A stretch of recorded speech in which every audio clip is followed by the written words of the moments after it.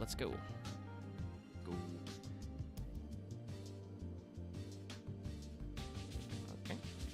All right. YouTube says we're actually live. All right. My music hits the perfect loop. Hello, everybody. Welcome to a very special episode of a thing that's still branded under Fail Portrayal. I'm going to be honest. Developing this idea, it was actually really hard to narrow it down to 25 cards, so I could do this again. Yeah, like, there were some cuts I had to make. Like, I had to think some thoughts. I could do this a lot, honestly. So if it's, like, really successful and funny, we can do it again some other time. All right. Okay, all right. Everyone's here for my suffering. Yes, people are here. Let me flip the scene. All right, so I'm sure most of you can guess from the title of the stream what we're planning on doing here. But basically, the idea is roughly like this. Yu-Gi-Oh! Is a card game, has been out for about 25 years. In Japan, I should clarify. The OCG, the original card game as they call it, has been being printed since 1998. So it is technically a 25th anniversary year. And I don't know if they're popular anymore, but for a little bit earlier this year and maybe a little late last year, you know, as we were kind of coming out of that through line of, like, pandemic content, there were a few videos I've seen from some people of, like, oh, can this person tell if Yu-Gi-Oh cards are good, you know? And some back and forth, can this Yu-Gi-Oh player tell if Magic cards are good, etc. And so I put together a little something. The intent was to have, there's going to be 25 different cards I'm going to show. The intent was to aim for 25 different years, but obviously that doesn't work exactly because the Western release in the wider world, what is called the TCG, the trading card game, has only been going on since the early 2000s, so the 25 years don't literally line up. And honestly, the first couple years of printing in the OCG sucked. It was mostly awful vanilla monsters with terrible stats. So not as much to mine from that, but I've tried to assemble this together. So basically, what the process here will be is I will pull up a card image on screen. I will also post that image in secret to Lucky.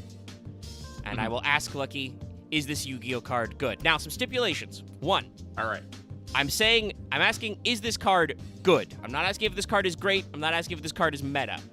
So for people out there who may be judging me, Lucky obviously probably won't know any better for a lot of these cards, but for people in the audience at home judging me, the call is not like, is this card super well played? Is it in, you know, currently metagame decks right now? Is it a card that Yu-Gi-Oh players would generally say does something? It's an effective card. It's a good card, not a great card.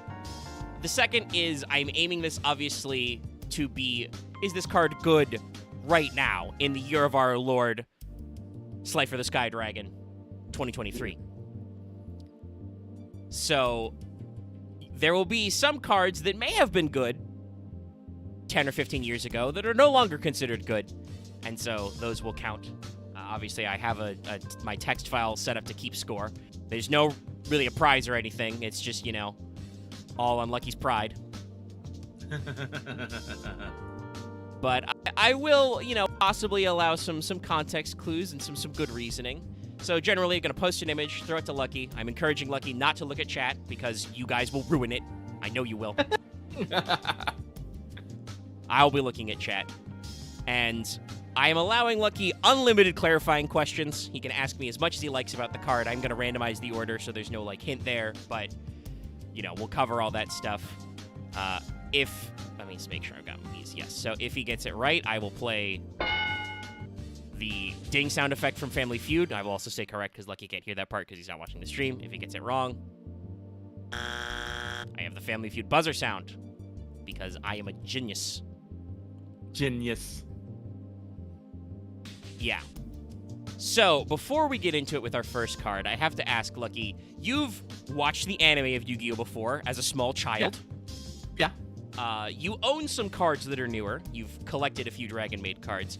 Do you remember the basic idea of the rules of the card game? Or do we want to have a refresher?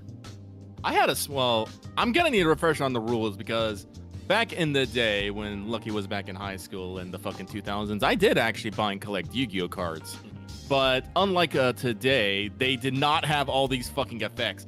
Like you talk about them being like boring and stuff. I'm like, yeah, they just came out. What you fucking expect? Yeah. They weren't going fucking crazy because they had to mine for ideas. There's like, no, you play a card and you smash numbers together. Ha ha ha. This is fun. Yeah.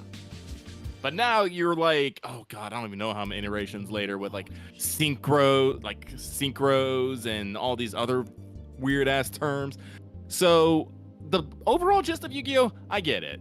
You got two guys, you throw cards at each other, you summon monsters, place traps, have effects, you smash each other, then someone gets pissed off, flips the table, and gets banished to the Shadow Realm. Well, Chad is having I'll probably a lot of fun. ask for like clarifying questions about certain mechanics in the moment, but I don't think we necessarily need to. Yes, because you wouldn't have been playing when we had something. They invented something later called problem-solved card text, which is they tried to unify the language used on Yu-Gi-Oh cards because sometimes they could be confusing. For instance, a lot of old cards that had you like search for something or otherwise look at your deck explicitly had to tell you to shuffle. Eventually, Konami was like, okay, we're just going to put in the rules. If you look at your deck for a card, you have to shuffle afterward, and we're going to cut that sentence out of all the text. But yeah, so I'm sure chat got some joy with you explaining your time period there, but we're going to start. And alrighty. We have to begin with a classic. This one's actually fixed. There's no randomization, chat, but let me tab over to Macho. Our first card is... You know him. You love him. What does he do? It's Pot of Greed. Draw 2 cards. Pot of Greed, draw 2 cards. More cards is always good. I'm just going to straight up say it's good. All right. People use it. Correct. Yeah. Pot of Greed is a good card. It's very funny you said people use it, though. Not actually true. People do not use it because this card has been on the forbidden list for many, many years. It is banned, really? actually. Yes. Really? Because you are correct. More cards is always good. Basically, Pot of Greed, to explain to everybody at home, if you don't get this, Pot of Greed says draw 2 cards. That is what we call normally in, like, Yu-Gi-Oh! Theory. I'm doing air quotes now. Pot of Greed is a +1. You increase your cards by 1. You get to replace Pot of Greed and also get a new card. This is literally always good. There is never a time in Yu-Gi-Oh! Where this is bad. It's counterable by certain cards, but it's never bad. So, Pot of Greed is on the forbidden part of the Forbidden Limited list because, basically, any number of Pot of Greeds, that is how many Pot of Greeds every single deck would play. If you could play 1, everybody would be playing 1. If you could play 3, everybody would be playing 3, and it doesn't matter. So there you go. That was kind of an easy one, but it's the meme. We have to start somewhere. And I'm sure chat is very excited. No, it is not legal in the OCG. This card is banned everywhere. You can make it in Master Duel because they allow you to craft certain banned cards because it's funny.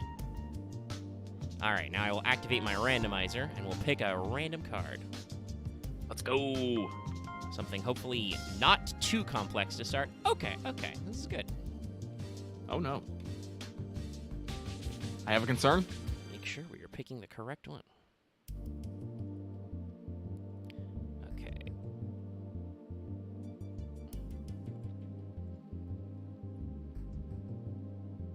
Yeah, here it is. Okay. So, for our next card, chat. Vanity's Fiend. Vanity's Fiend is a monster. He has 6 stars. He's a fiend, naturally. Has 2,400 attack, and his effect says, cannot be special summoned, and he has a continuous effect. Neither player can special summon monsters.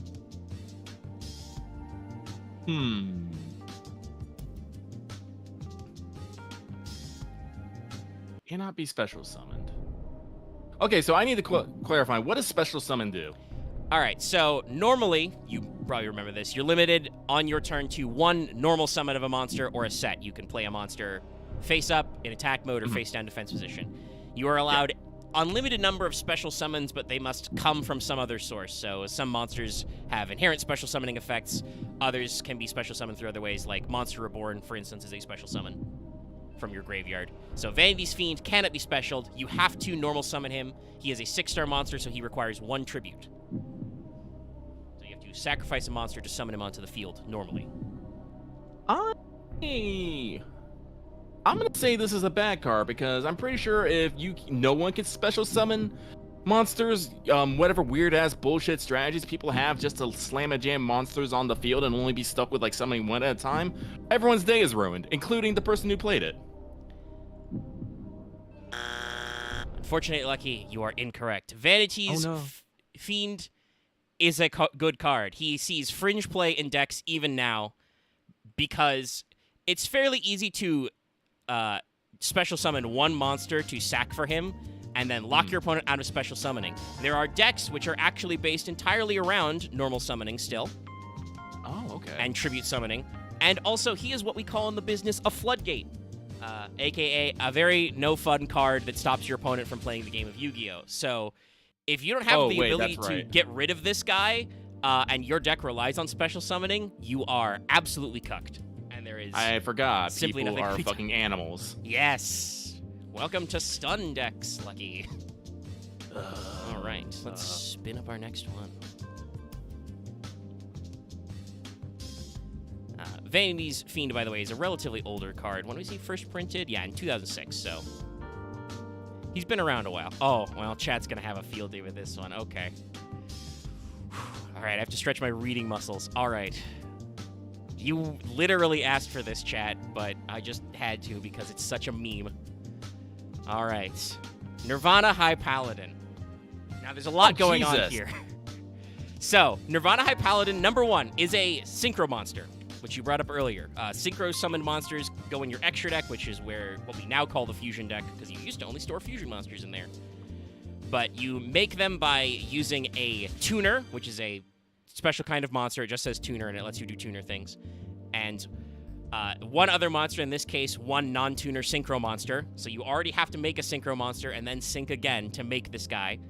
He is also what is called a pendulum monster, because every new anime series, we need a new gimmick. So pendulum monsters have these, can also be spell cards, which is why he's part green. And they can go in your pendulum zones. There's some other stuff with the scale numbers. That doesn't really matter right now. The main thing is that he has a second text box for when he's a spell card. So, as a monster, Nirvana High Paladin's effect reads, for this card's synchro summon, you may treat one pendulum-summoned pendulum monster you control as a tuner. If this card is synchro summoned using a pendulum-summoned pendulum monster tuner, you can target one card in your graveyard, add it to your hand. When this card destroys an opponent's monster by battle, you can have your opponent's life points. Sorry, read that a little fast there. If this card in the monster zone is destroyed by battle or card effect, you can place it in your pendulum zone. When it is in your pendulum zone, it has the pendulum effect, which is, ironically, the top text box. If a pendulum monster you control attacks for that battle, it can't be destroyed by battle. Also, you take no battle damage. At the end of the damage step, if a pendulum monster you control attacked, all monsters your opponent currently controls lose attack equal to the attack of the attacking monster's attack until the end of this turn. I apologize, Lucky. This is a meme. This is supposed to strike fear in the hearts of the Yugi boomers. Now, is it a good card, Phil? So I'm gonna have to be silent for here because I got to read through this again. Yeah, go for it. And remember, So I'd like you to ask me any number of clarifying questions. So let's see. For the synchro summons, you treat one pendulum summon monster you control as a tuner. So this basically means that. Wait, so what does a tuner mean again? So a tuner is a type of monster. They just, you know how this says spellcaster synchro pendulum effect? They just say tuner in that field, and it allows you to perform synchro summons using tuners. This one, for instance, says one tuner or one or more non-tuner monsters. So what that effect means is that if you have a monster that is a pendulum monster, so it has the scales and the extra effect, that was pendulum summoned, which is a mechanic that means if you have two pendulum scales and you can summon any number of monsters that are between the two numbers. Yes, it's real bullshit.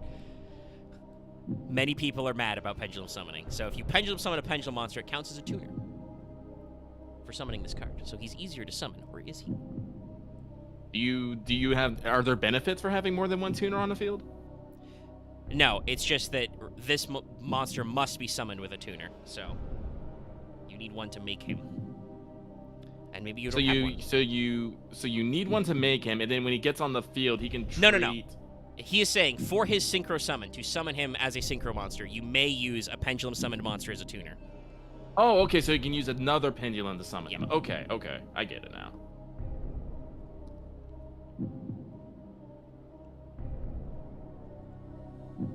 Graveyard. When this card is remembered by battle, you have it in life. Yes, indeed. Chat is having a good time with this one. Oh, really? Yeah, I can't no. help. Yeah, I know. That's you. Also should remind everybody if you're coming late, you can't. Lucky is not looking at chat because you'll give him the answer. A lot going on here, but having life points never sounds like a bad idea. And it just, let's see, well, its attack is only 3. A question, is 3,300 a high attack? It is fairly high, yes. Okay. The original Blue Eyes White Dragon is 3k, so monsters that can beat up a Blue Eyes White Dragon are usually on the higher end of the scale. Okay. So, if you get it on the field and you slap a monster with it, that's points. When you summon it, you can return a card to your... You can return a card from your graveyard to your hand. That's always a good thing. Everyone likes, refreshing their deck. Let's see here. So, I would say that's good. And then the pendulum effect, if a monster control attacks, cannot be destroyed. You also take no... You know what? There's a lot going on here, but I'm just going to say it's good. All right, chat. Like he says, it's good. The answer? No, unfortunately, it is not that good. There were some decks that played it about when it came out in 2016, but unfortunately, generally, Nirvana High Paladin is not considered very good. So, something you may have missed there. Its materials lists, it requires a tuner and a non-tuner synchro monster. So that means that you need to have already performed a synchro summon, which requires usually 2 monsters, and then have a monster left over to synchro again to make this guy. And an important thing, you may notice that none of his abilities protect him from being destroyed or targeted or anything. So cards that remove him, such as obviously the classic regular trap hole doesn't work because it only works on normal summons, but there are many, many more trap holes that have existed in this game for 25 years. So if your opponent just has something to get rid of him immediately, that effect where he halves your opponent's life points never takes place. This guy loses to Mirror Force. Oh. So Nirvana High Paladin is not generally considered a very good card, which is why he's kind of a meme, because he's got these giant blocky text boxes that don't usually come up. Alright, Lucky has 1 point out of a possible 3 points so far. But hopefully we'll get an older card, because Nirvana High Paladin, obviously, it's for 2016. It's a newer card, though not that new, but he's a brain breaker. Alright, what do we get? Oh, right, I need to remove the ones that we already got from here, so we don't get dupes. All right, let's shave those out and spin it up, see what we got. Ah, this is a classic. Okay. Very simple.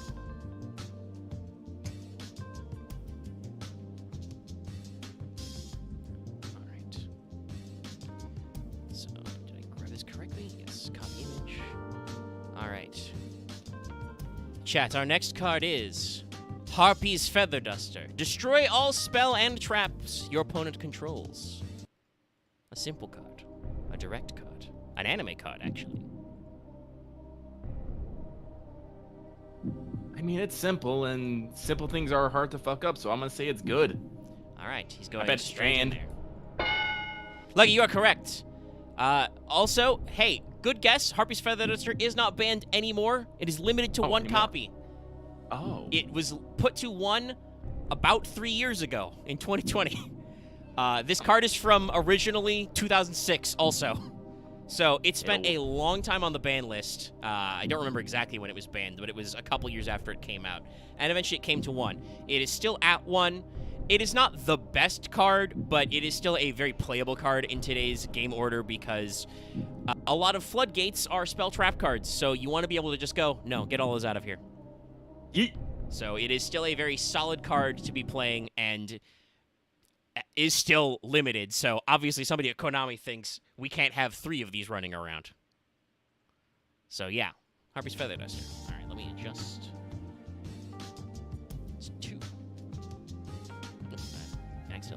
line break in there. There we go. 2 out of 25. 50% win rate. All right. Well, let me take this out of the list and shuffle up another one.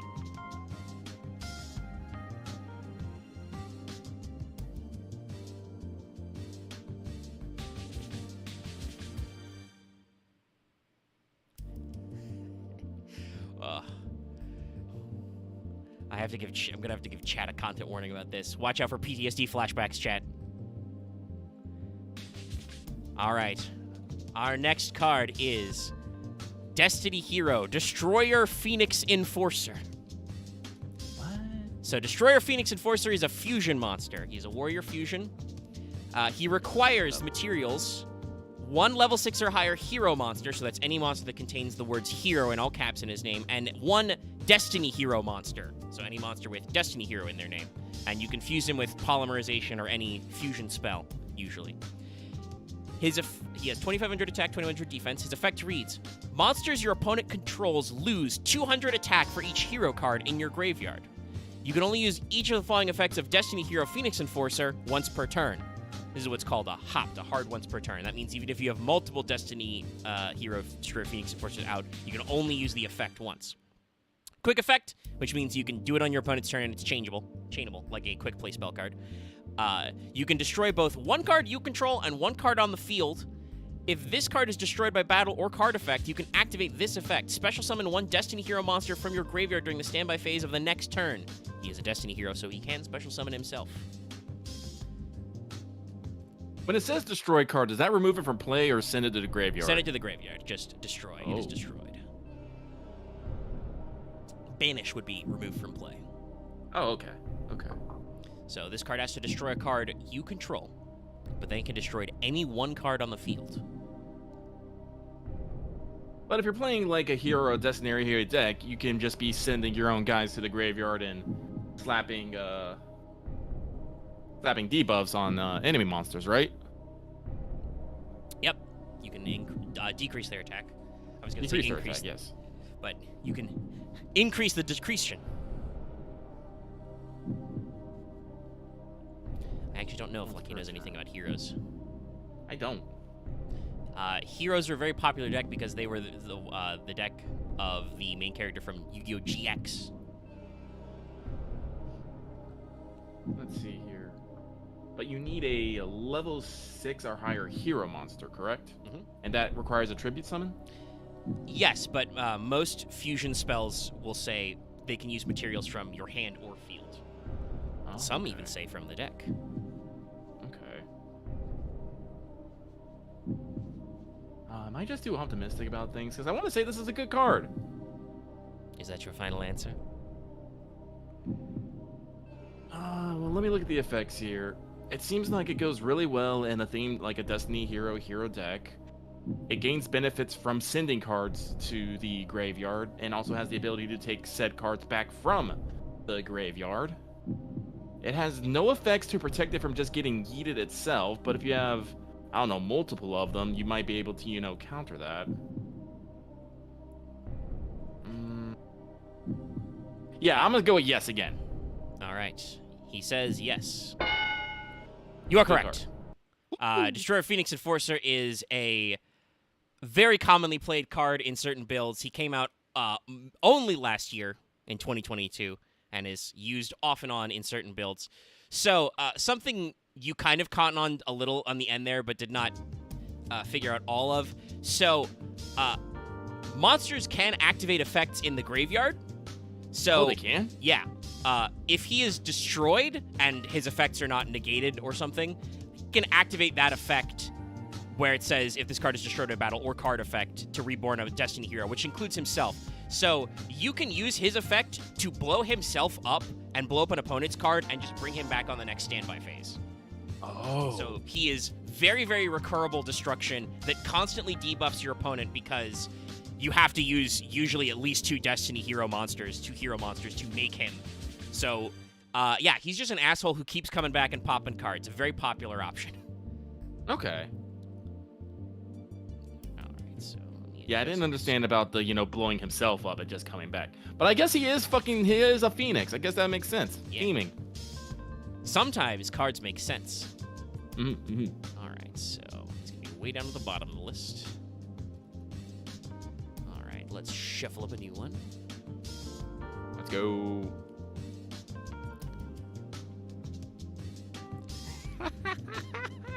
Oh, the random picker has a sense of humor. I do not like this.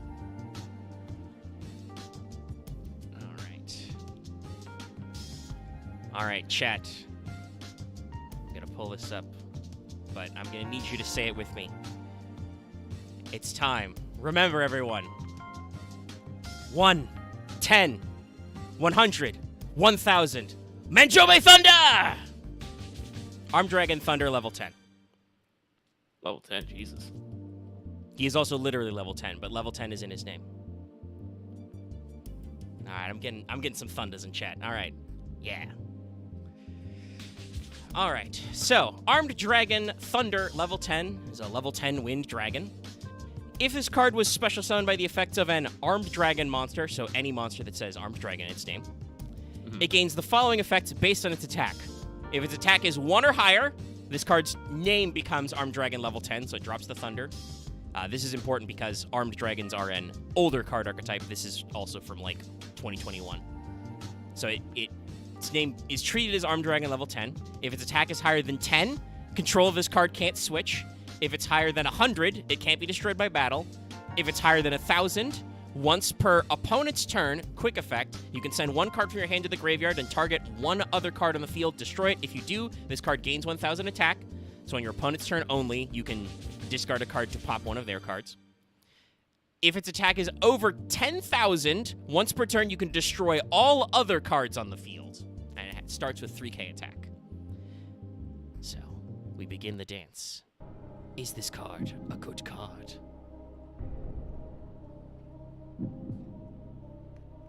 So to get all those neat effects, you need, first off, you have to special summon with an Armed Dragon monster, correct?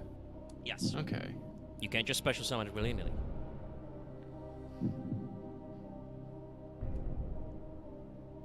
Okay, I have to ask, why is if it's just attack is just 1, it becomes like I should say that. It's a meme.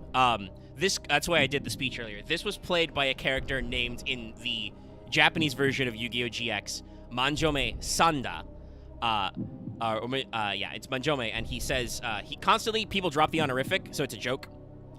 He's always like, it's Manjome Sanda. It's Manjome San. Later during a character arc, somebody mishears him as saying Thunder Sanda.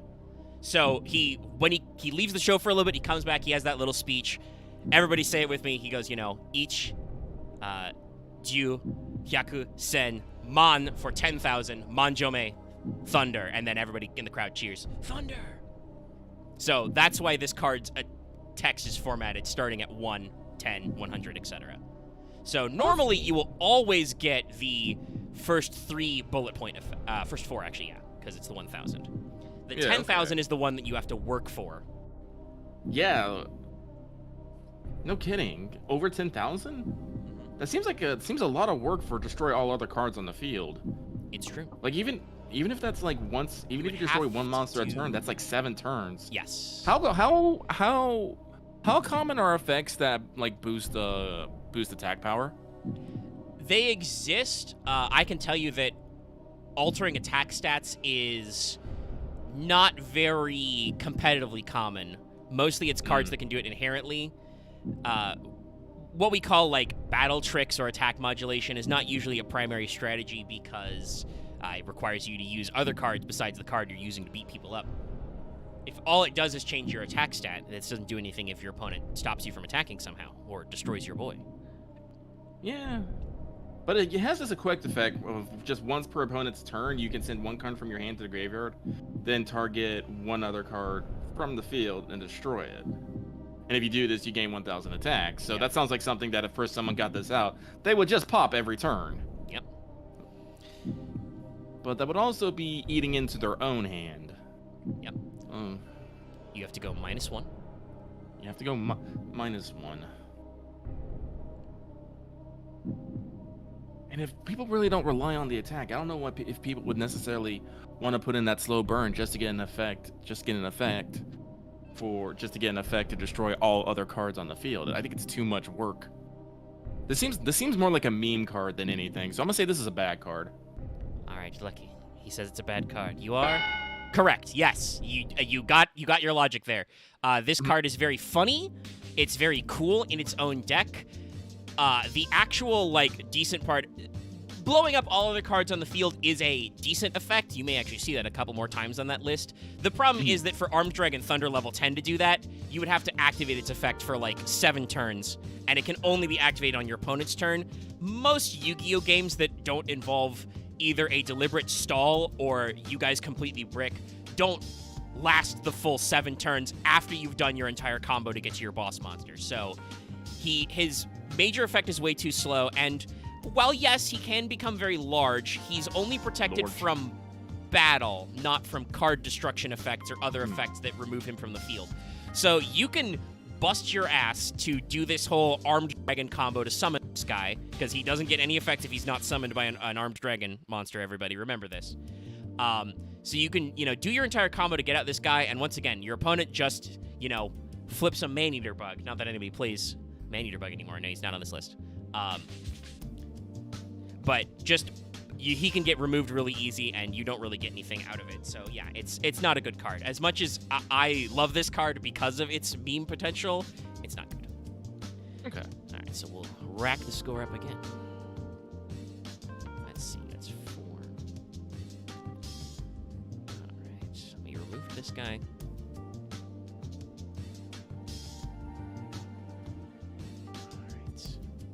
I hope all of you out there are enjoying me suffer through this.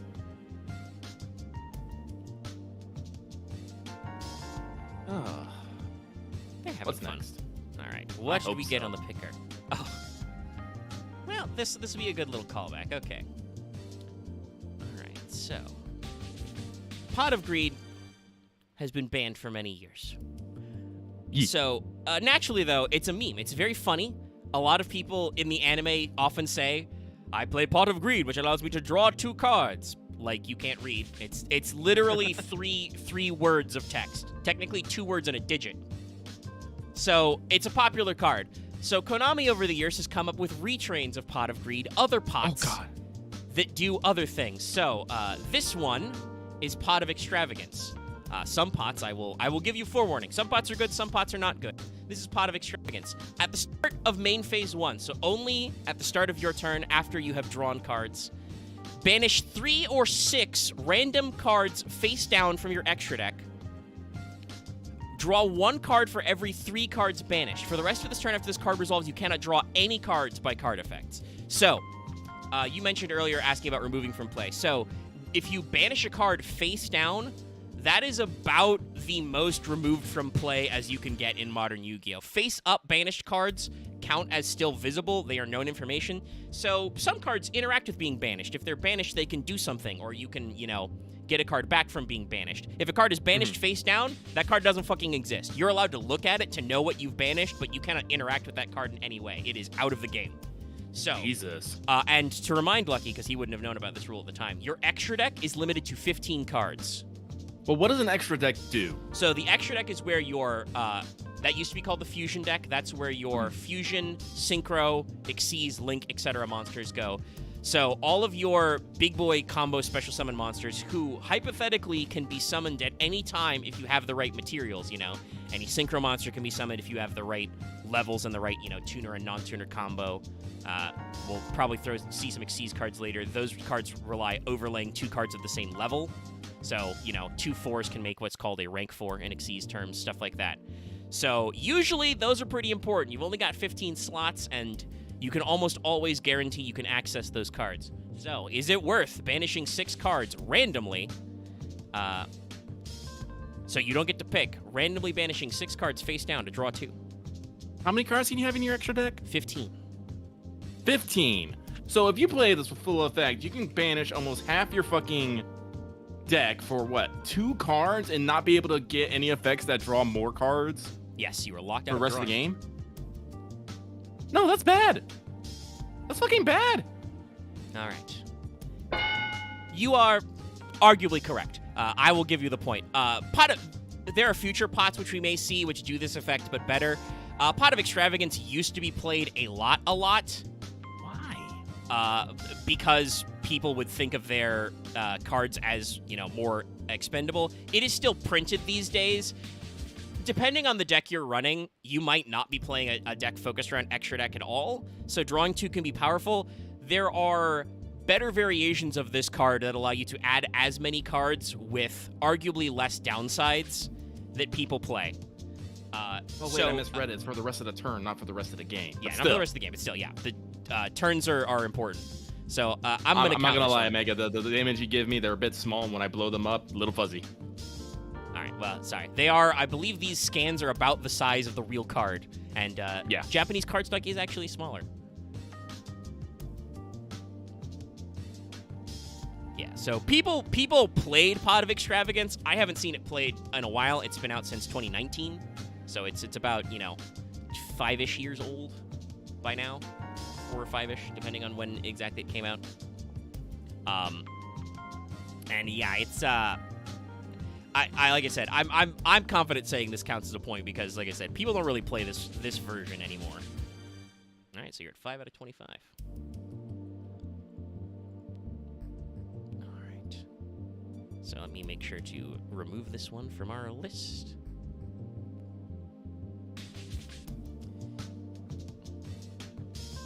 I mean, I could argue it does count as a good card because people would make an argument that you can play it, but it's very silly. Okay, all right. Well, we get to introduce Lucky to another extra deck concept. All right.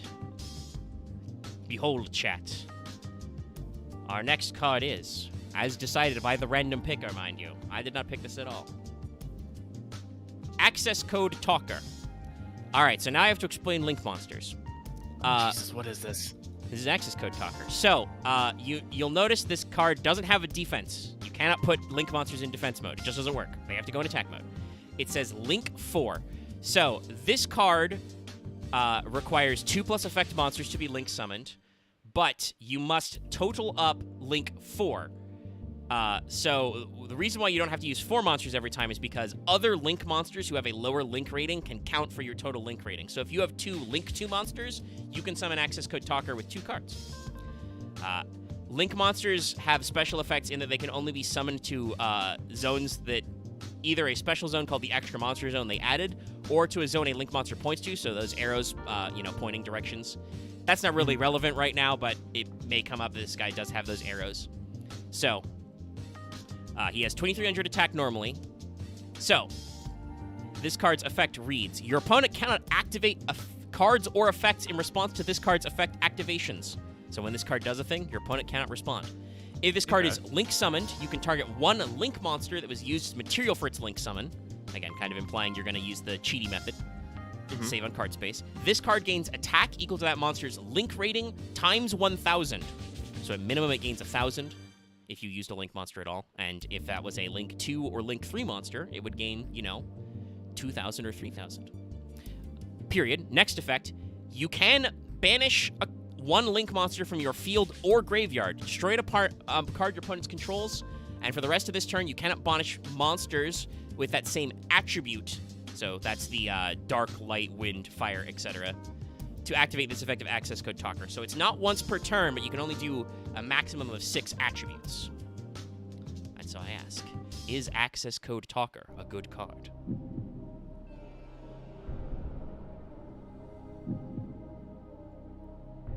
What does the +2 effect monsters mean, like right underneath? So that's its material. So to make Access Code Talker, you need at least 2 monsters that have effects as its material. So you would send them from your face-up field to the graveyard to make him. And obviously, because he's a Link 4, you would need 4 non-Link monsters, or at least 2 Link monsters.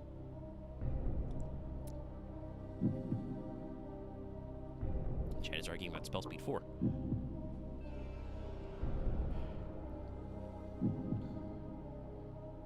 I'm seeing a lot of cards that's like, yeah, destroy your... I'm seeing a lot of cards of, yeah, you can destroy something of yours to destroy something of your opponent's. I'm like, man, we just burned through cards. Listen, you got 40 cards, you're gonna use them. Also, I missed it earlier because I was switching those, but thank you for the super check, Chris Charlie.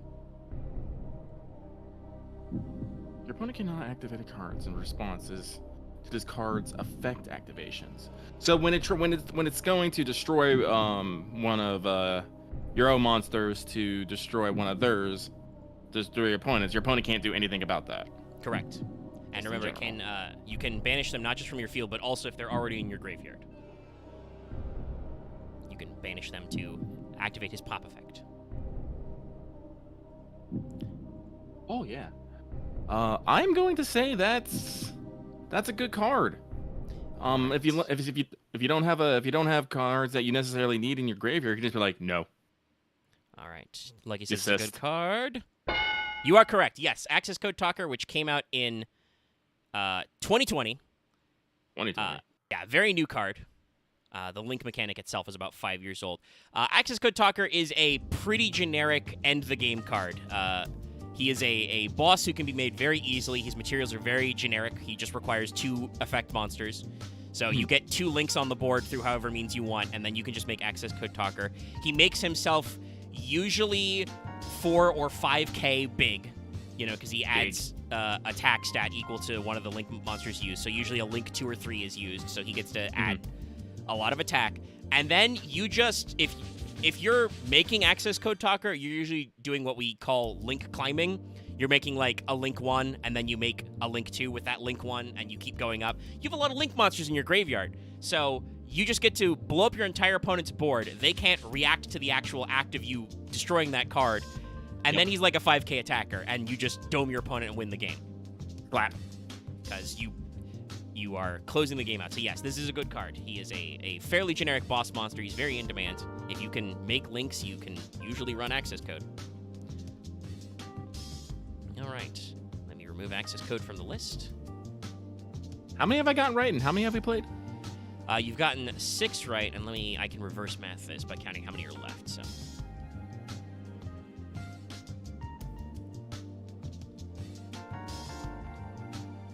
So there's 17 left on the list. So that's 8, so I've gotten 2 wrong. Yeah.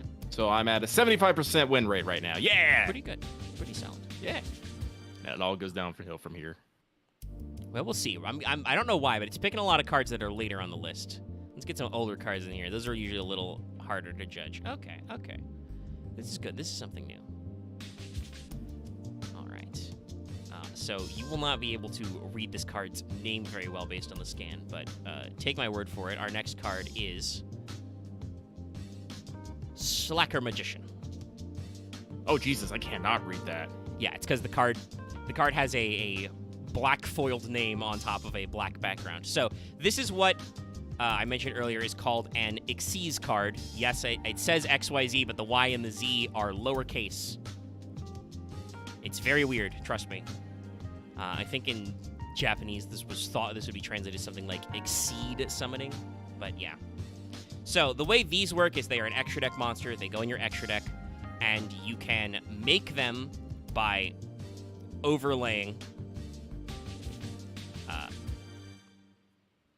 your cards with one or another. So this requires 2 level 1 monsters. So any 2 monsters that have level 1, you can overlay to make this. Once per turn, this card can't be destroyed by battle. During either player's turn, when a card or effect is activated that targets this face-up card, you can detach an Xyz material, so the monsters you use to make it stay under the card. You can detach, so you can remove one of those, put it in your graveyard, and if you do, negate that activation and destroy that card. It has 200 attack and 2100 defense. Well, so looking at that, it doesn't seem to actually do a lot except tell your opponent, maybe, no, don't do that, a little bit. Yes, it has a protection effect. We haven't really discussed this before, but it doesn't really do much besides that. Also, it means you have to be playing level 1 monsters to make this. Yeah, and level 1 monsters, I'm pretty sure unless they have usually very specific effects that people want to use, people don't want to summon them. People, from what I understand, people want to immediately get their effects out so they can start, slam and jamming wombo combos. Usually, so I think probably people don't want to spend time summoning 2 level 1 monsters just to get her out, so they can, maybe tell someone to know. Because if they only target her. And it says once per turn cannot be destroyed by battle, but I'm pretty sure there's other ways that you can just be like, this card goes goodbye. Yeah. I'm gonna say this is a bad card. All right. He This says, card's cute though. I wouldn't mind a copy though, just for aesthetic purposes. So, you are correct. So, there are some cards that have this card's part of some themes. There are some similar cards like her that are good. This is mostly about tripping chat up. Slacker Magician is not really good. As you say, what we call rank ones, that's the Xyz version. You'll notice the levels are on the other side of the card, so we come up with a different name for them. Rank ones are not usually very strong if you want to play them because you have to play level 1 monsters. They have to have really good effects. Slacker Magician is a funny way to stall out the game, but as you caught on to, she doesn't really do anything to advance your game state. She just sits on the board and makes sure you don't die for a little bit. So it's not really that useful. Technically, you can protect her from targeted destruction with that. You know, if this card is targeted by an effect, you can negate.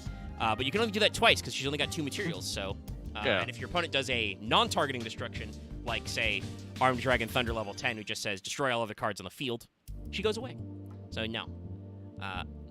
Though, this card is a very funny name in the OCG. In Japanese, her name is Shy Neat Magician. Cute. I want one. Yeah. Putting her on the list. All right, so let's text that up.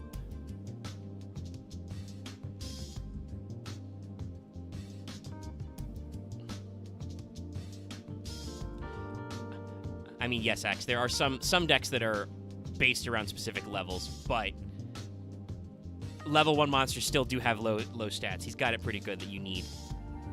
That monster has to have a very good effect to be worth playing, so just using thermal material is not very common.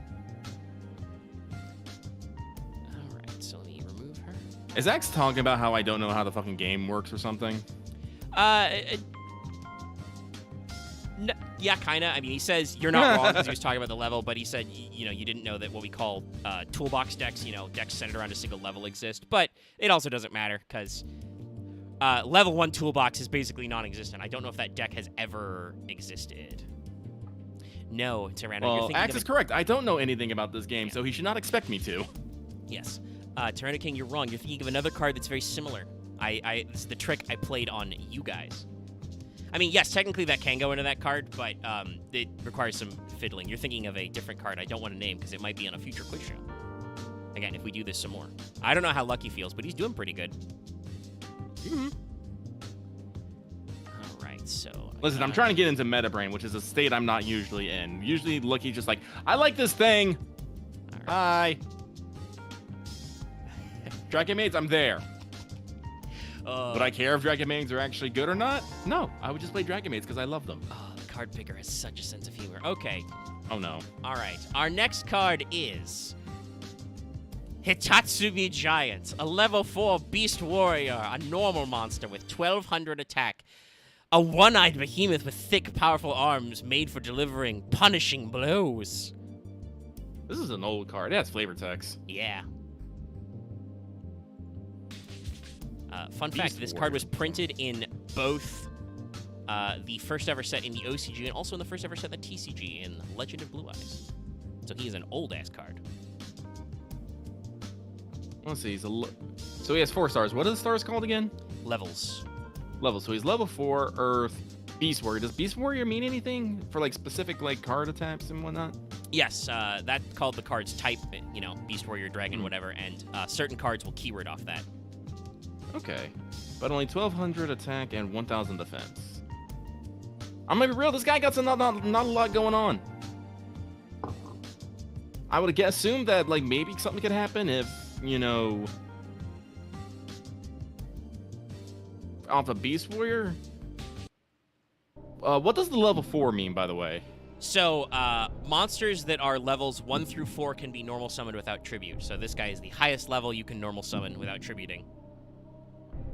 Is levels only really relevant for summoning, or do they have any other? They matter when you're talking about overlaying. Well, I guess technically they matter for synchro as well, because you have to match the exact levels between the tuner and the non-tuner. But they also matter for those Xyz monsters I mentioned.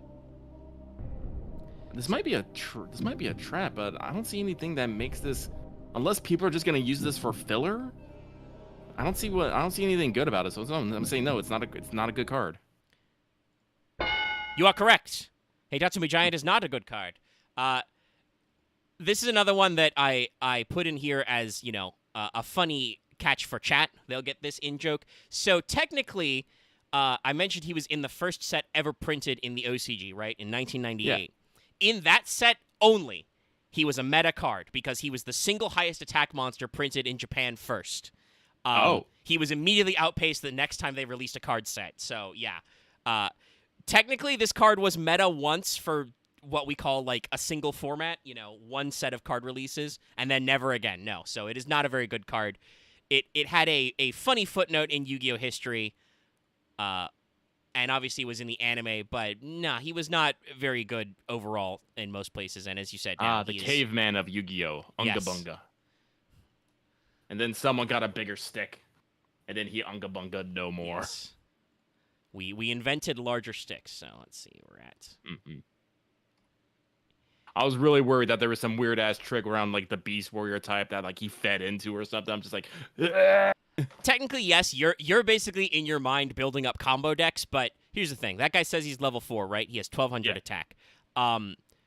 You've seen probably a couple of other level 4s in this already, and you may remember them back in the day. You may remember classic monsters like Battle Ox and Axe Raider, you know? Yeah, I remember Axe Raider. Level 4 beat stick monsters are usually in the 17 to 1800 attack range, and since then, they have printed vanilla monsters, you know, monsters that are normal with no effects, just flavor text, that are 1900 or 2000 attack that are 4 stars. So, yeah, there is some synergy, but generally, if you're playing level 4s just to have level 4s with big attack, you can do better than Hitotsubi Giant.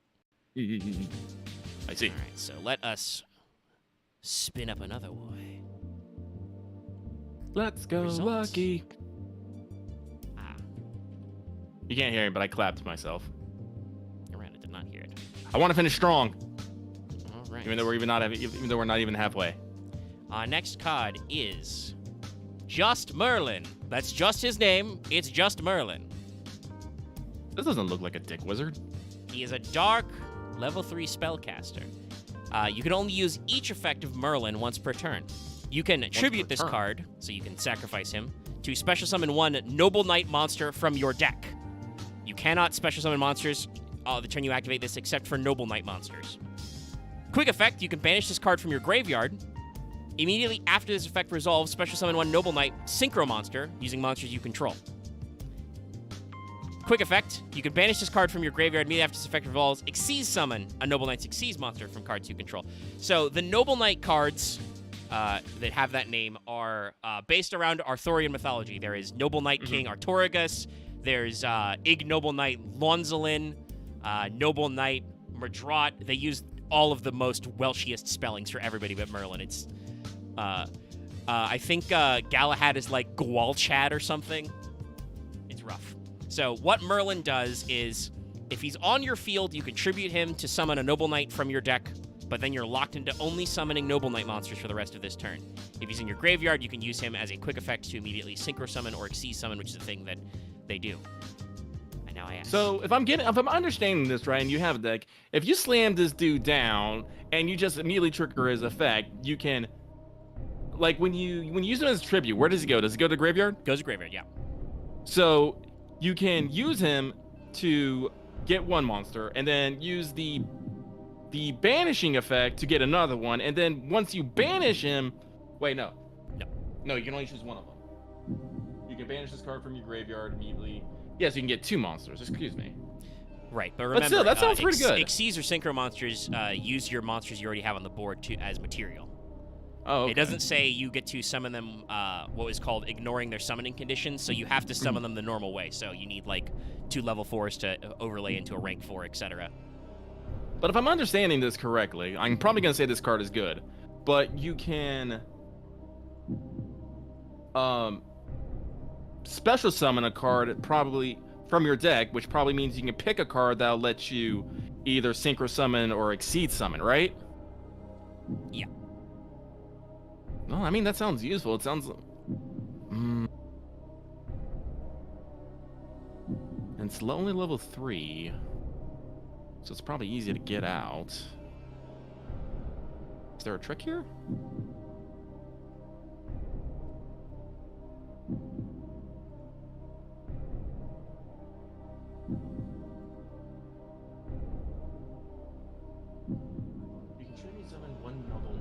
How many noble knight monsters are there? There's a lot. There's a lot because there's a lot of knights. You cannot special summon monsters. You actually have to accept noble knight monsters. You can banish this card immediately after its effects. Special summon one tick using monsters you control. Quick effect: you can banish this card from your graveyard immediately after its effects. Exceed summon one noble knight using the monsters you control. So this card requires setup, because I'm pretty sure you can't just summon. I'm pretty sure most of these special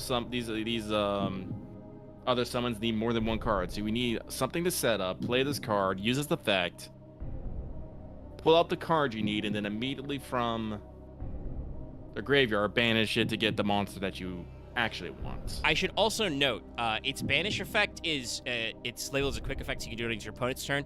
It's mostly to do in response to something. If it's your turn and you control the monsters necessary to make a Synchro or Xyz monster, you can just do that. Oh, actually didn't. No, never mind. This card's bad. What? Sorry, there's a clarification I need to get in there. All right, so you say bad. Final answer. Yeah. Having ability to just summon your monsters on your opponent's turn in response to something seems like super fucking niche and way too convoluted to get a monster out. You are correct. I let you finish your logic there, but I played the ding sound. Yes, Merlin is not a super great card. There's a couple reasons why. Number one, I think the most obvious reason why people say is, well, Noble Knights are not a good archetype. The deck is not super good. It's had some history, but it's not super great. So the fact that it locks you to Noble Knights can be punishing, because that means you can't use generic boss monsters like, say, that Big Boy Access Code Talker or some other cards that might be on this quiz list. Oh, I didn't even consider that. Also, something you wouldn't have known about, but is part of why he's bad. You'll notice his name is just Merlin, not the Noble Knights Merlin or the Noble Knights Sorcerer Merlin. He's just called Merlin. This means that other Noble Knights cards that are like, special summon a Noble Knight from your hand, or add a Noble Knight from your graveyard back to your hand, or add a Noble Knight from your deck to your hand, don't work on him. You can't search him normally with Noble Knights cards. So this is a guy you have to... Basically, that effect where he gets a Noble Knight from your deck, you could just play more Noble Knights in your deck and just draw them and play them normally. Yeah, so okay.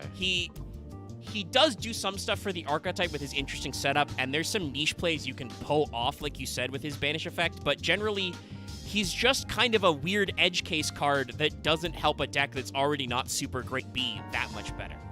So you are correct. Merlin, not very good. But I had to include him because it's funny. He's Merlin. Maybe not for the right reasons. I didn't. I never considered. Yeah, he has a very short name. I should have included him when you just said just Merlin.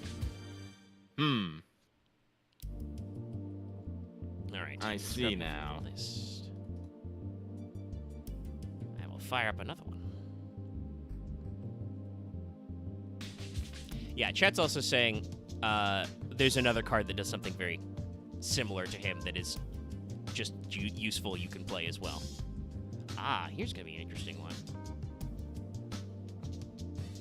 All right. So, our next card is Lightning Storm. Lightning Storm is a normal spell card. It says, if you control no face-up cards, you can activate one of these effects. Destroy all attack position monsters your opponent controls, or destroy all spell and traps your opponent controls. You can only activate one Lightning Storm per turn. So this card is very similar to Harpy's Feather Duster, but if you can only be activated if you control face-up cards. So you can have set cards face down.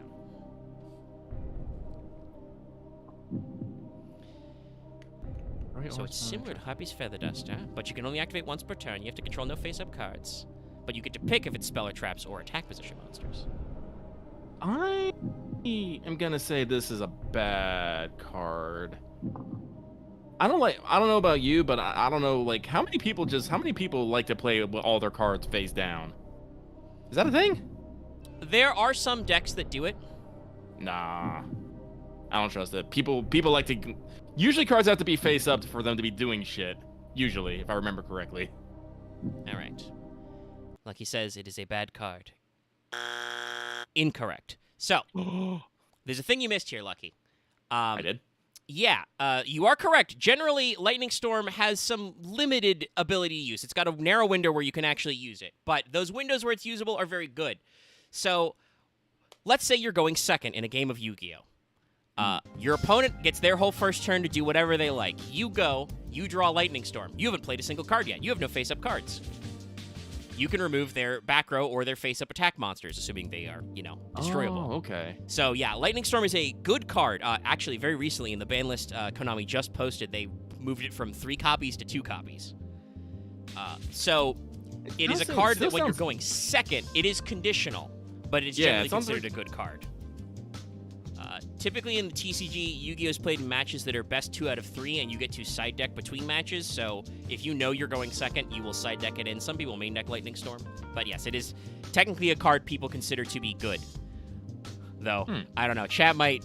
There are some theorists who might argue with me that it's not that good, but it's a card that's very flexible, so if you know you're going second, and some decks are just blind going second decks, you always pick to go second. Usually because you need the battle phase, you cannot attack your opponent during the first turn. So there's some flexibility here. This Lucky card really does not know the Yu-Gi-Oh meta shit going on here. Yeah, this card was worth shitloads of money fairly recently. Hell, some of the high-end like first editions are still going for like $20 or $30. Wow. Yeah. Okay, that's. Remove Lightning Storm from the list. Well, I'm learning a lot about Yu-Gi-Oh! Almost unwillingly, I would say. It happens. All right, we spun up our next one. Here we go. What is this? All right, our next card is Trishula, Dragon of the Ice Barrier. Oh, this looks sick. So this is another one of those synchro monsters. It is a level 9. I had to count stars. Dragon synchro. It requires 1 tuner and 2 or more non-tuner monsters. And keep in mind the way that the synchro summoning works is not only do you need the tuner and then the 2 non-tuner monsters, but the levels of those monsters have to equal the synchro summon monster. So you need 9 levels worth of monsters and at least 3 of them. But when this card is synchro summoned, you can banish up to 1 card each from your opponent's hand, their field, and their graveyard. The card in the hand is random. Also, it has 2,700 attack and 2k defense. So, Trishula, Dragon of the Ice Barrier. Definitely a sick card. Is he a good card? Well, it sounds like summoning him might be a pain in the dick. And the main effect is when you summon him, you get 1 time, just knock 3 cards out of your opponent's control. Now they're banished, and so they're banished, which can't have effects. But still, generally, banishing is considered more powerful than sending to graveyard. I will give you that much. So is the pain in the dick to summon this creature worth banishing 3 cards immediately, provided that your opponent does not counter the summon somehow?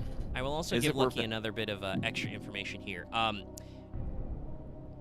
Lucky, how many times do you think you could do this effect per turn? It's only on summon, but it does not say once per turn. Hypothetically, if you could make more Trishulas, you could do it more times. This is important to note for general Yu-Gi-Oh! Card construction. Lots of cards you've seen have had, as we said before, what we call hard once per turns. You can only do that effect once per turn. I have a question. Can you use Trishula to summon another Trishula? No, not directly, because the levels don't match up. You would have to do something to make his level smaller, which is...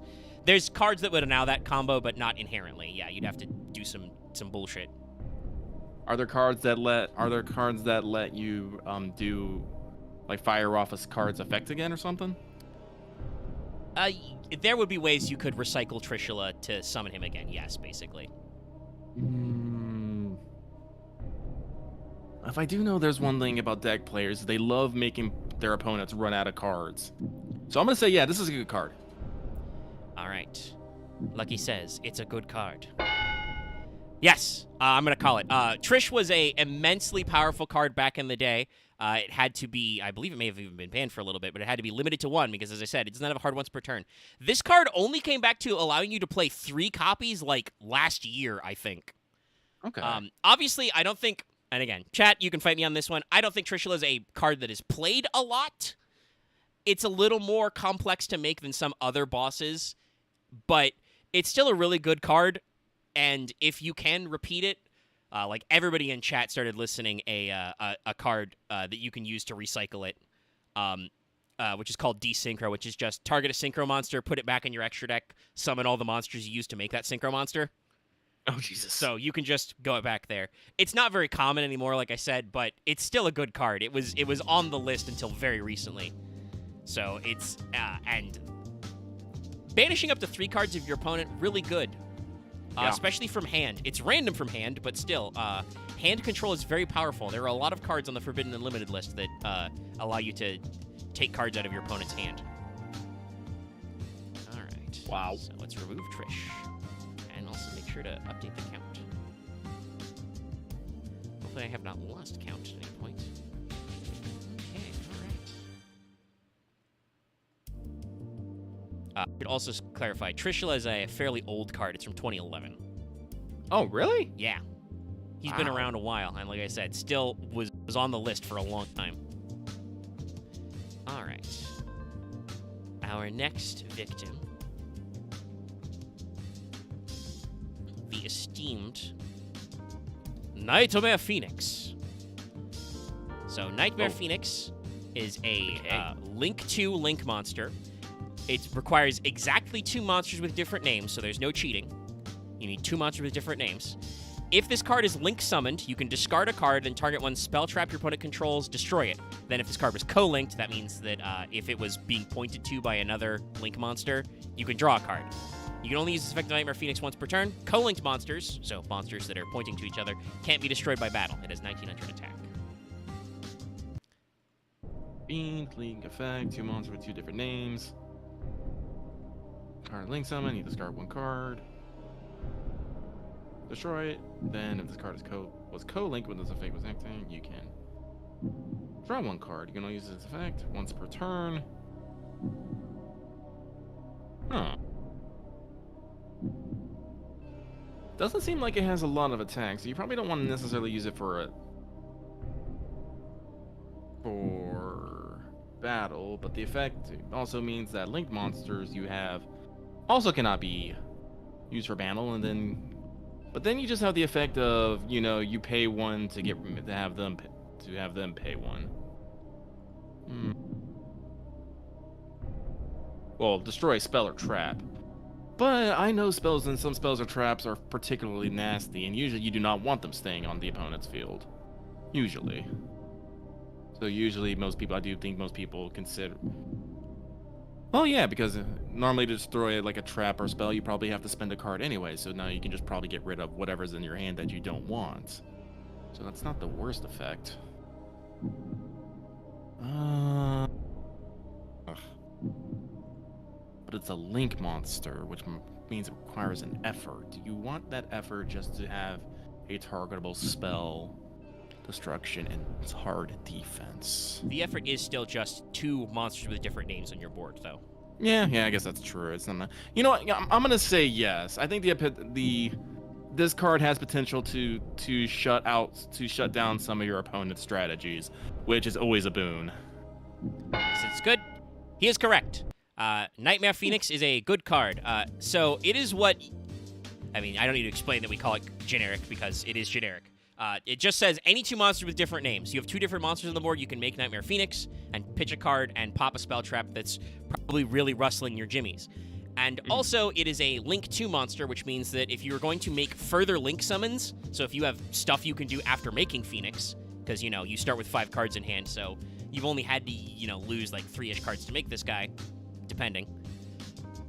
You can use him to make a bigger Link monster, like Access Code Talker. So, yeah, okay. Nightmare Phoenix is good. It sees play in a lot of extra decks because it's just very generic, and sometimes you need to get rid of spell traps. Yeah. Okay. So, yes, good logic there.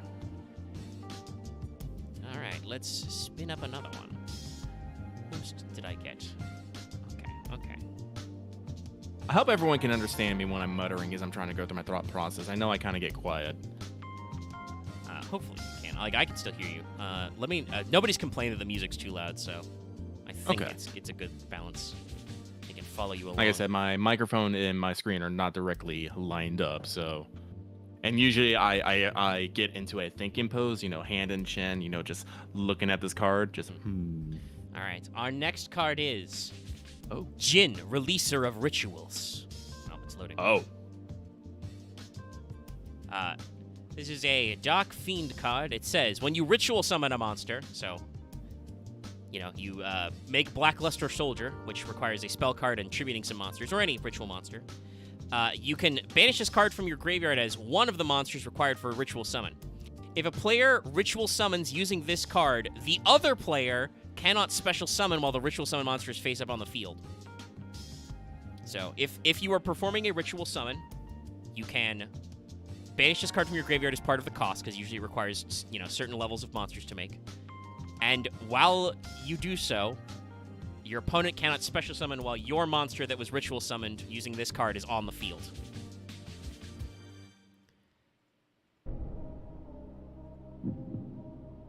Okay, so this is one of those effects that denies your opponent's things, which I know players like to do. It is a flood. I do everything while you sit and do nothing. That's how people like to play. But this requires, first off, the card being in the graveyard, which means you either have to discard it somehow or play it and have it destroyed. And if you play it, people are probably gonna be like, no, it could just exist. I don't want that in the graveyard. But then there's other cards with effect that can probably destroy it, so it's probably not that hard to get into the graveyard.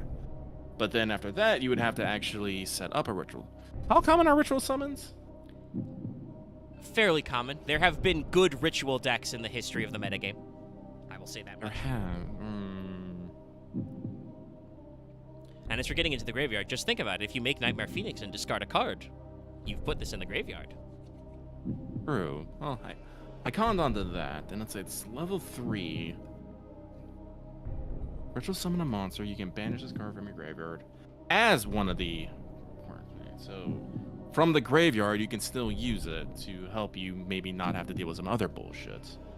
That just sounds useful to me, so yes, it's a good card. All right, like you said, it's a good card. You are correct. This card's fucking banned and will stay there forever. He sucks. We all hate him. This card was responsible for what is called the Jin Lock, which made the deck it was put in, Necros for anybody who's wondering, I may have been a tier 0 deck. That means over 60% representation at tournaments.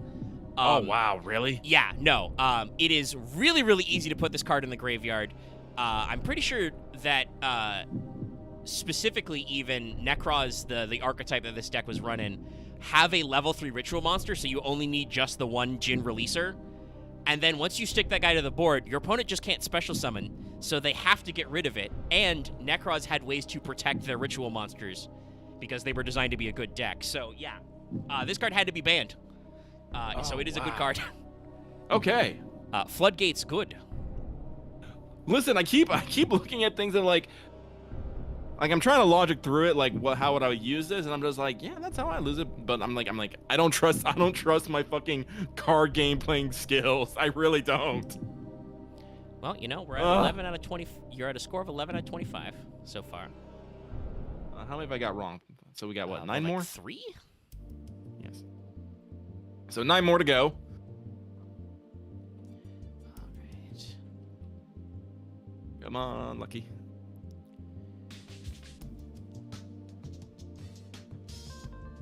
Listen to the heart of the cards. You gotta listen to that heart of them cards. The cards speak to you. Very well. Our next card is the Humble Cyber Dragon. A level 5 light dragon. Not dragon, machine. It's a machine monster, even though it says dragon. I know, it's funny. If your opponent controls a monster, you can special summon this card from your hand. It has 2100 attack, 1600 defense. It is a level 5, so normally you would require a tribute to summon it. Is Cyber Dragon a good card?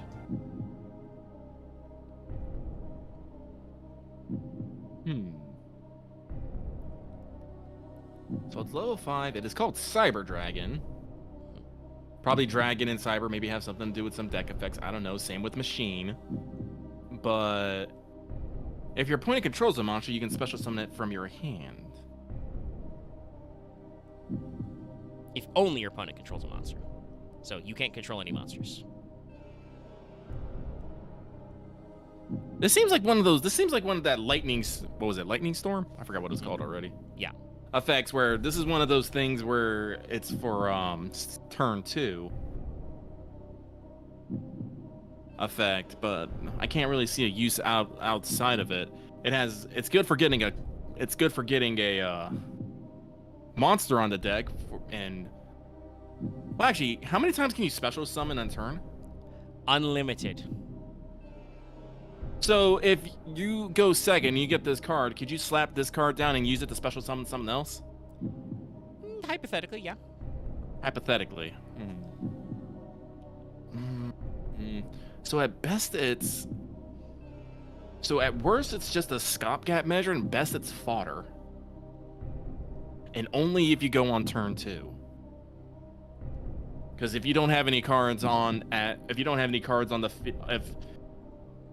if you don't have anything else on the field after this, you're probably just fucking destroyed. Probably. But I don't know necessarily. I do know that people usually want to get things out fast and hard. This card kind of seems like it'd be the setup to do that if you pulled it. But does that make it good or just kind of useful?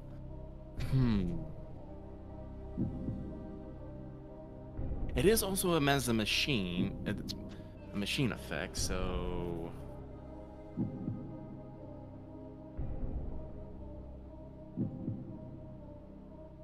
By the way, what is the speed duel like right on? Oh, that's this card was printed for a side set called Speed Duels, which follows different rules. You can only play cards that say Speed Duel and Speed Duels, so I would get another card art, but it's not loading right now, so I took the one that the wiki gave me directly.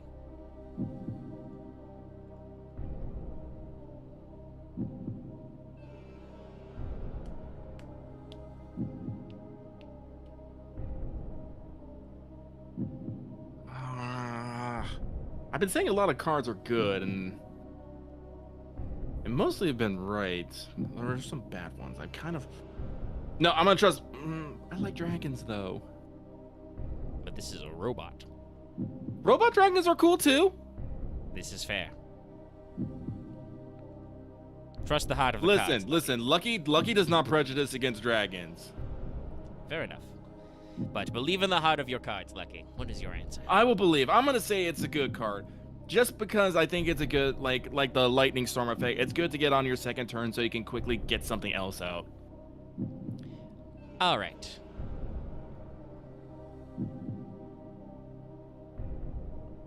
So, ding. You are technically correct. Technically correct. This is a little bit of a trick one. I'll let chat know. I would have accepted either answer. Cyber Dragon's in a very weird space. So, really? When this card was first printed in the year, let me check when the actual first printing was. 2005. This card was meta-defining. Really? Have you ever heard of GOAT format, Lucky? No, I have not. That's not greatest of all time, by the way, though sometimes it's said that way. It's because it involved the card Scapegoats. But GOAT is a very classic historical format for Yu-Gi-Oh! Where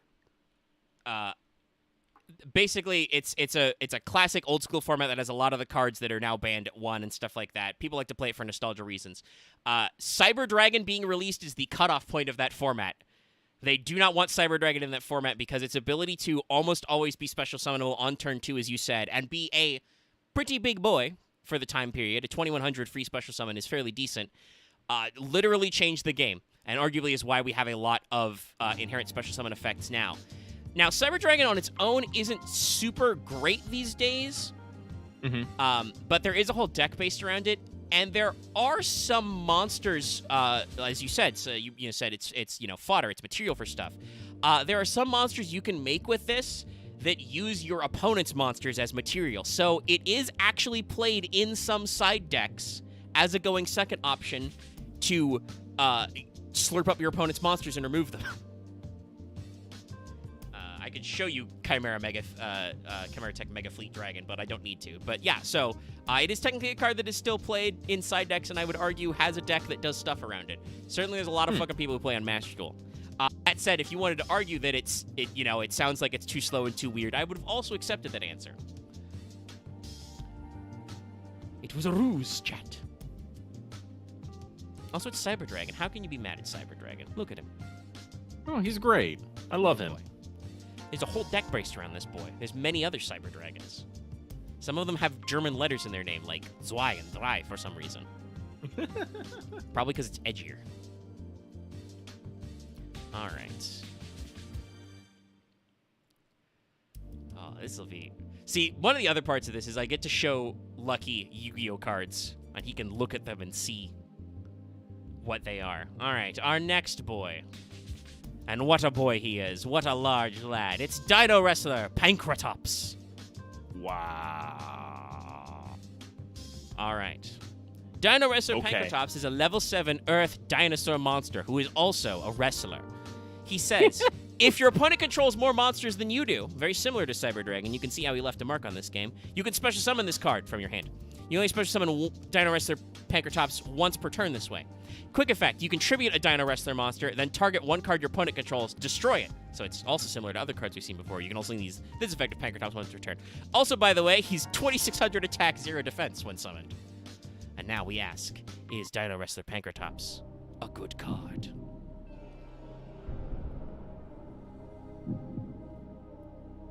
Yes, the Pank Spank. I'm having to think here. He is a big boy. So he's a special summon. You Yep. can just special summon from his from the hand. So And note it doesn't say if only your opponent controls monsters, just they have to control more monsters than you.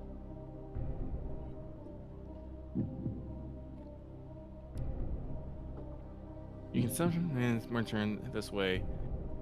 Quick effect, then you can tribute one Dino Wrestler monster, which I am assuming also Dino Wrestler Pankratops, Yes, he can Counts. tribute himself. and to destroy it. Wait, what does it mean to tribute? That just means you sacrifice him on the board, so they have to be face up Okay. on your field to be tributed. As Okay, and opposed it to, just say, goes to the discarded. graveyard, Yeah. yeah? Okay. I mean, This, by the way, Chad, is why we randomize the order. if your opponent controls more monsters than you do, you can special summon this card from your hand. To special summon, would you need to spend anything else, like another monster or anything, or is it just... No, if you summon him by his own effect, your opponent just has to have more monsters than you, and you go, okay, you have more monsters than me? I'm special summoning Dino Wrestler Pankratops. He's 2600, 0 defense.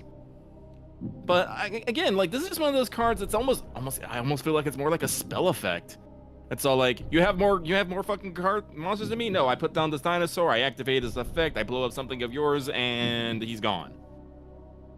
Which sounds weird, really.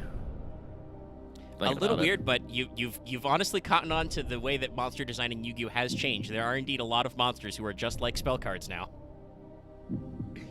But is that a good effect? Because you would have to get rid of your opponent would have to have more monsters than you, which is already something bad. But this card really won't do anything for your defenses, because guess what? He has 0 defense. But he does have His only 2600 effect is attack. He does have 2600 attack, though. And his tribute to pop effect is a quick effect, so you can do that at any time and even in response to something. I feel like I say this a lot, but I think this is a good card. Just the immediate slap down, and the slap down have a big boy on your corner, and just the ability to say no, just immediately. That's good. That's good. You want that, right? You are correct, yes. Pankratops is a good Okay. card. He is actually limited to 1. That's how good he is. Most of the other Dino Wrestlers are not that good, but you cottoned onto it pretty good. This is just a big, beefy guy you can slap down, and as I said before, you can only start attacking your opponent on the second turn. So this means that you can start doing damage. And because he's a quick effect, that means that you can summon him and just use him as a large guy, and you don't have to use him to remove an opponent's card, remove an opponent's, spell or trap cards or monster cards, until they decide to respond with something. So he's very flexible, he's very large, and he's a free special summon, and he's just in a lot of good decks generically. Like I said, they limited him for a reason, because otherwise people were running 3 of, so you could, I know he's only summonable once per turn, but that means that multiple times per game you could see this guy. So yeah, Pankratops, good boy. And also, look at that boy. He chunky. Yeah. All right, I already took him out of the list, so let's spin up another one. We're left with a lot of cards in the middle years of Yu-Gi-Oh! We've chewed through most, but not all of the early cards, and most, but not all of the late cards. All right. For our next card, it is number 16, Shockmaster. So, Shockmaster is an Xyz monster. He requires 3 level 4 monsters to make him, so you have to have 3 level 4 monsters and overlay them. He has 2300 attack and 1600 defense. Once per turn, you can detach an Xyz material from this card and declare a type of card, monster, spell, or trap. If that type of, semicolon there, that type of card, if spell or trap, cannot be activated, or if monster cannot activate its effects until the end of your opponent's next turn. So, is Shockmaster a good card? 3 level 4 cards. Yes. That means he gets basically 3... Yes, 3 turns of your opponent cannot activate monster, spell, or trap effects. I mean, can you only do it once per turn? Yes, it says once per turn you can detach one material. material. Once per turn. Yeah, at the start. Once per turn you can attach material.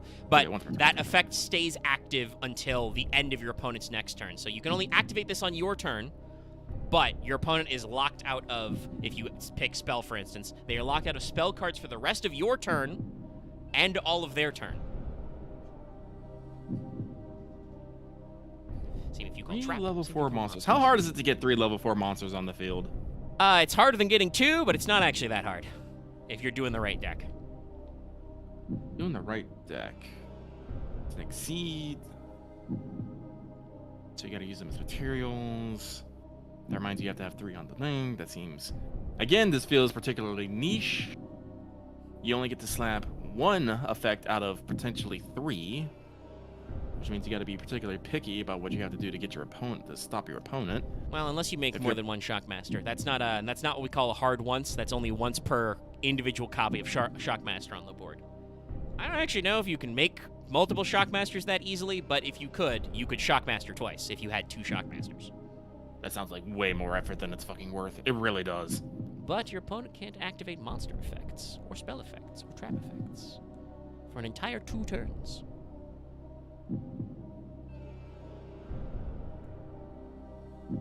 Also note that is cannot be activated, so that's you can't even play them face up. You can still set them, but you can't activate their effects. If they're continuous cards that are already in play, you can't activate them. I'm a fan of defense, but is this a good card?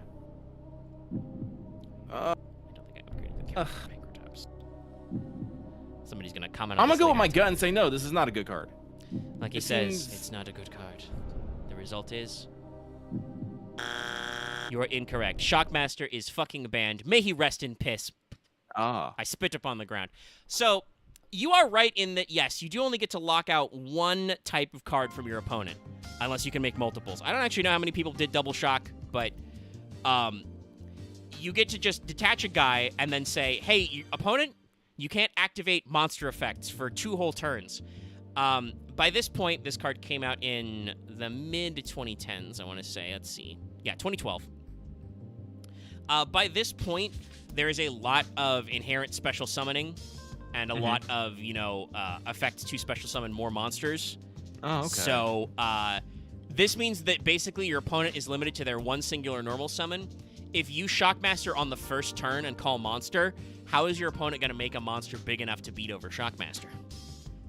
So and then, you basically get 3 free turns on host. Yeah. Which, if you give a Yu-Gi-Oh player 3 turns of your opponent not doing anything, they're probably going to lose.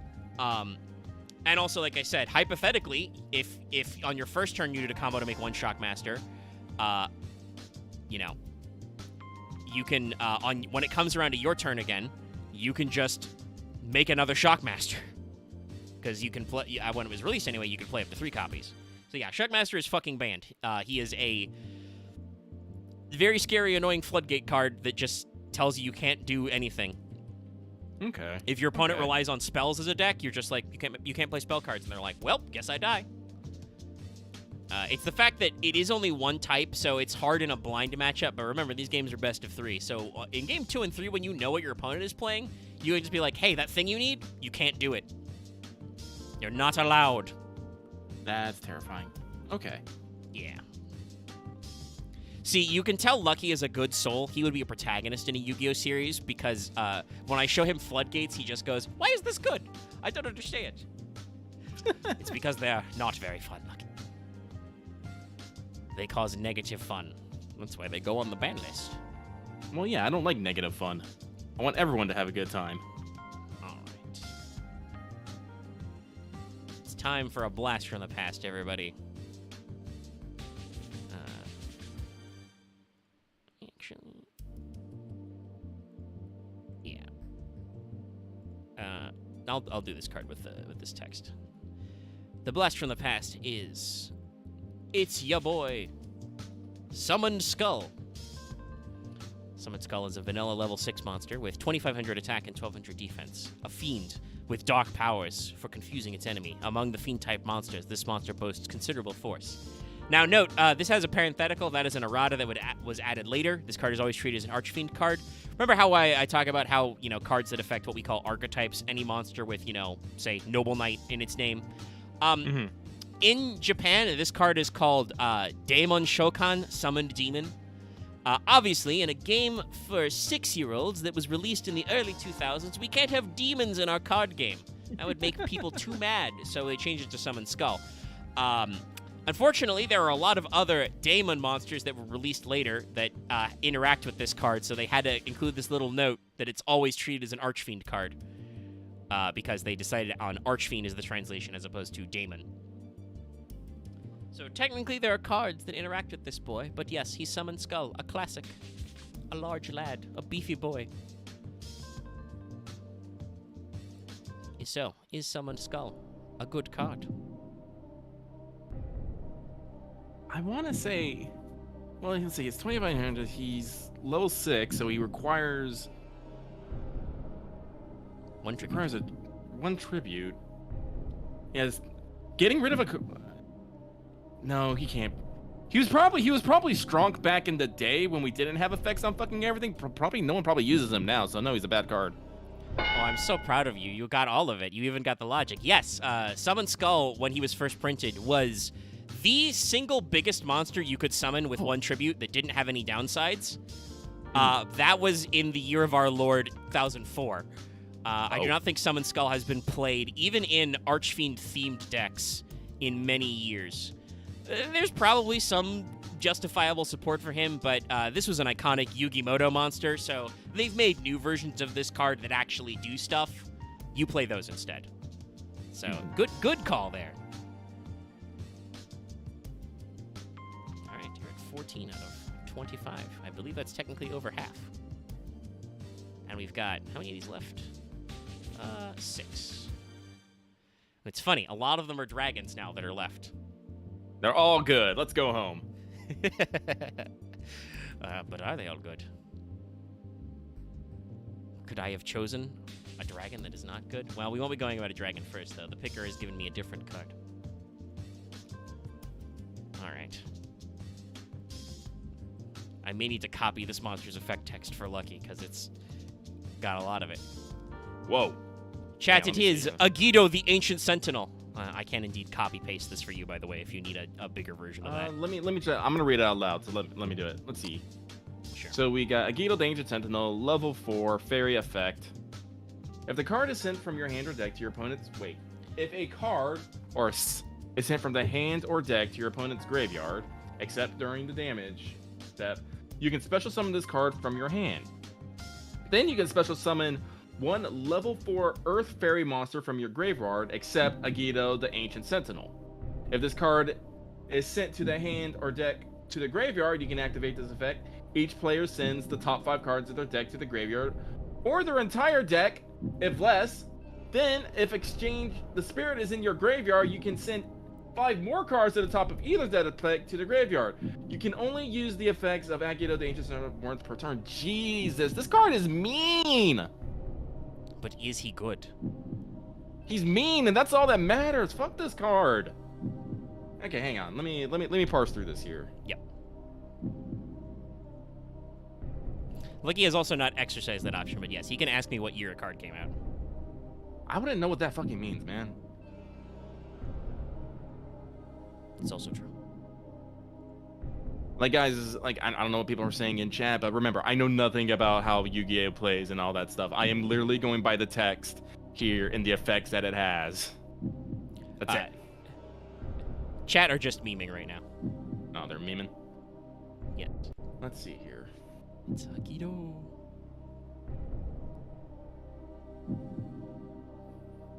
So if a card is sent from your opponent's hand or deck to the graveyard, you can special summon him and then get a fairy monster from your graveyard. If it's sent from your hand or your deck to the graveyard, each player mills 5. And then, depending on the combo, might mill 5 more. Oh god, I think cards that, like I said, I'm sticking with my prejudice that Yu-Gi-Oh players like to be fucking assholes and say this is a good card, because it looks like there are. Because I know there's probably plenty of cards in here that, like, I don't know about the fairy, like the fairy archetype or whatever, and if it has specific things, but yeah, just telling. Well, actually, no. Maybe not, because it's just a graveyard. Your opponent can also just do stuff from the fucking graveyard. But what if you can do stuff from the graveyard? Yeah, so I guess it kind of balances out. So I guess it benefits if you're building your deck so you do stuff from the graveyard. This helps. Yeah, it seems like an asshole, so I'm just gonna say it's good, because apparently in Yu-Gi-Oh, asshole cards are good cards. You are correct. This card is limited right now. It's 1 copy is allowed. We have just left a format where the deck that ran this was, again, tier 0, over 60% representation at tournaments. I think at Summit was like 90%. So this card came out with another deck that is called Tier Laments. They have effects that all proc when they are sent to the graveyard. There are also several more cards that are Earth Fairies like Yugioh. That also have effects similar to Yugioh that mill cards, because it's based on a gimmick that one of the characters in the anime did. So yeah, no, this was the one of the key cards in a deck that involved milling a lot of your own cards to activate a shitload of effects and also milling out your opponent's cards. So you don't win by deck out, but you usually just get so much card advantage out of milling your own deck, and your opponent doesn't get enough card advantage unless they are playing the mirror, that they also usually just lose. So it's a good card. It's also, for no particular reason, Yugioh was the one that has a meme. Yugioh! Yugioh! Maybe because it's the funniest to say. Alright, let me make sure to click them out. Alright, chat, I'm sure will be very pleased with our last couple members, who are mostly, once again, from the middle years of Yu-Gi-Oh! Note to self, I gotta get on there and get it back on my Dragon Maid game. Alright. Jesus Christ, is your only scan of this like the Starlight Bear? It's the most unreadable one. Well, luckily the effect text is always clear. Okay, it's Black-Winged Dragon. Yo, I love dragons. Whoa! Yeah, the scan is a very, very shiny version of this card, but Black-Winged Dragon. It is a Dark Dragon Synchro, level 8, 2800 attack, 600 defense. It requires merely 1 tuner and 1 non-tuner monster, so you need 2 monsters, one of which is a tuner, that add up to 8 levels to make him. If you would take damage from a card effect, so not battle, but a card that says your opponent takes 800 damage, place 1 Black Feather counter on this card instead. This card loses 700 attack for each Black Feather counter on it. Once per turn, you can remove all Black Feather counters from this card, target a face-up monster your opponent controls. That target loses 700 attack for each feather removed, and if it does, inflict damage to your opponent equal to the attack lost by this effect. So, I'm just gonna straight up, this is a bad card. This is way too specific to actually be fucking useful. Alright, he says it's a bad card. The answer is correct. You were absolutely right. You're getting good at this. This card is not good in the archetype it came out in.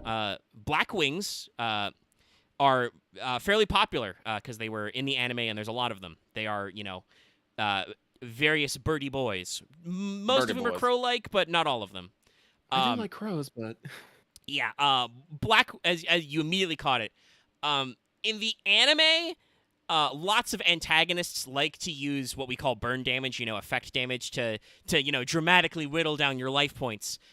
So we have, lots of anime cards, which this was an iconic character's iconic monster in the Yu-Gi-Oh! 5D's anime. That was card games on motorcycles, by the way, for everybody who didn't know. But this means that in real life, it's really, really specific. So yeah, no, like only if your opponent is actually doing the specific thing to your monster and not to fucking, everything else around you. yeah. So, and also he gets weaker if he does that. So if your opponent is playing cards that do effect damage, it might be their turn, which means they can just get rid of this guy. They can just punch him. So while there was a lot of effect damage at the time, it was still not very meta. So yeah, Blackwing Dragon, not super good. There are future cards that might, you play him to go into other cards. He's still not that great. All right, so that counts as a point. Listen, people like Blackwings. You still don't play Blackwing Dragon. All right. Wow, this is our last non-dragon card out of the 4 we've got left. It's saving all the dragons for last. All right. It knows I love dragons. That's true. So it has to drip me the dragon, so I stay invested. And they're like, no, we're going to give you a Dragisborg at the end of this. All Just right. enjoy it. All right, get ready for this name, Lucky. This is Apocryphort Towers. What the fuck? Because this name's name in Japan was Apocryphort Killer. So we had to call it Towers instead. This is a level 10 machine with 3,000 attack and 2,600 defense. It cannot be special summoned. It requires 3 Klee monsters, so 3 monsters from its own archetype, to normal summoned or set as tribute. So you have to tribute 3 monsters to get this. But if this card is normal summoned or set, it is unaffected by all spell or trap effects, and by the activated effect of any monster whose original level or rank, so that's the level or rank shown on the card, that is lower than this card's current level, which, as I said before, is 10. All special summoned monsters lose 500 attack and defense. Once per turn, you can make your opponent send 1 monster from their hand or their side of the field to the graveyard. Their choice. So, Apocryphort Towers. Is he a good card? Seems scary. Well, it is the killer. But it requires 3 monsters of the Klee set, which, if I know Yu-Gi-Oh players, isn't that hard to get. It is a big tanky boy. A lot of attack. Up their defense. And if it's immune to I mean, its original level is what here? What, 10? The max level is 12. Yeah, no, so that's a lot of things that you can just go no to. It also makes all special summon monsters, which would basically be any monster with a level or attack higher than it, smaller. He is a large lad. Honestly, I don't know. Nothing in my gut says one is necessarily leaning one way or another, because while he can stand on the field and be basically unkillable, I guess. Also, what does he just do? once per turn, he forces your opponent to ditch a monster. True. They do get to pick between their hand or their field, but I believe the way this works is if you only have monsters in your hand, if you had none left on your field, you must pitch from your hand. That's very scary. Yes. It's quite intimidating.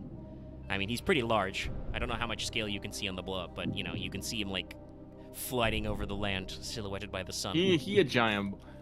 I am not confident in this, but I'm gonna say this is a good card. He doesn't seem like too much of an ass to summon, even though he requires the 3 specific monsters, and just having him on the field probably seems like a pain. He's just gonna be staring at you menacingly. All right, Lucky says it's a good card. He is correct. Okay. You don't see this card a lot anymore because the Klee that you have to run to make him summonable, obviously, has been kind of like that deck came out in like 2015. You know, it's over 5 years old. It's been powered a little. But this card's name, Apocryphort Towers, in Yu-Gi-Oh, we now refer to all monsters that are basically unaffected by a shitload of effects, towers. We call them towers after this guy. So he named an entire type of card effect. And arguably, if the deck under him was better, he would still be a good card because he is immune to the effect of most monsters, all spell and trap cards. He makes your opponent's monsters smaller, makes them send cards, which sending to graveyard very specifically is one of the few things that is very rarely resisted in Yu-Gi-Oh. So yeah, this guy is indeed scary. He is a bitch and a half. The only reason why he's not running rampant is because the deck under him is been weakened by general power creep. And also, I'm fairly certain he or the other Cleese saw some time on the Forbidden and Limited list. Otherwise, you know, probably would have stayed relevant for a long time. So yeah, good card. Free real estate, yeah. He is, like I said, this guy is an icon. We all know whenever we see a guy who says he's unaffected by, you know, spells, traps, and certain monster effects, we're like, yeah, that's a Towers. That guy's a motherfucker. Get him out of here. Basically, the only way is to run him over by battle, but that's really hard when he, you know, makes all of your monsters smaller.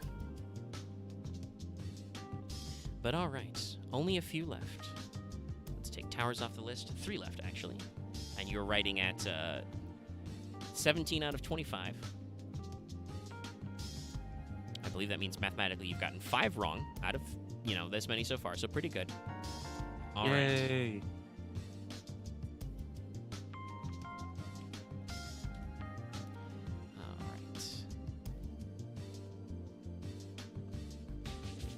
Lucky's ready for dragons.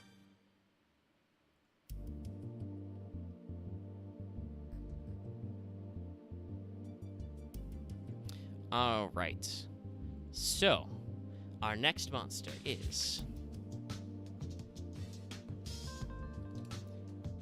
Chaos Emperor Dragon, Envoy of the End. This is what the fuck was up with his head? Jesus! This is a level 8 Dark Dragon monster. You can tell that this printing was a limited edition. This card can't be normal summoned or set. You can only special summon this card by banishing a light and a dark from your graveyard. You can pay 1,000 of your life points to send all cards in both players' hands and fields to the graveyard. Inflict 300 points of damage to your opponent. Yeah, he's a misprint in this limited edition, I think, in this scan. To your opponent's life points for each card sent to the graveyard by this effect. Also, he's a 3K guy.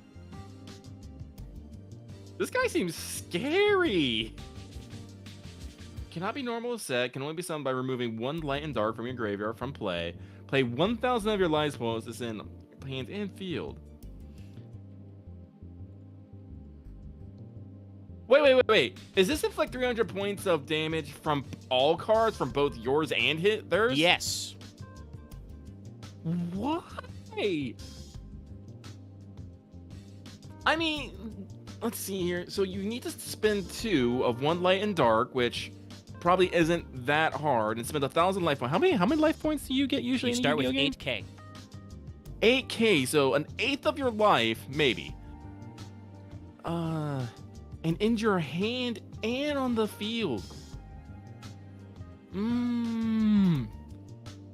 Your board, gone. Your hand, gone. Remember, you normally draw only 1 card per turn.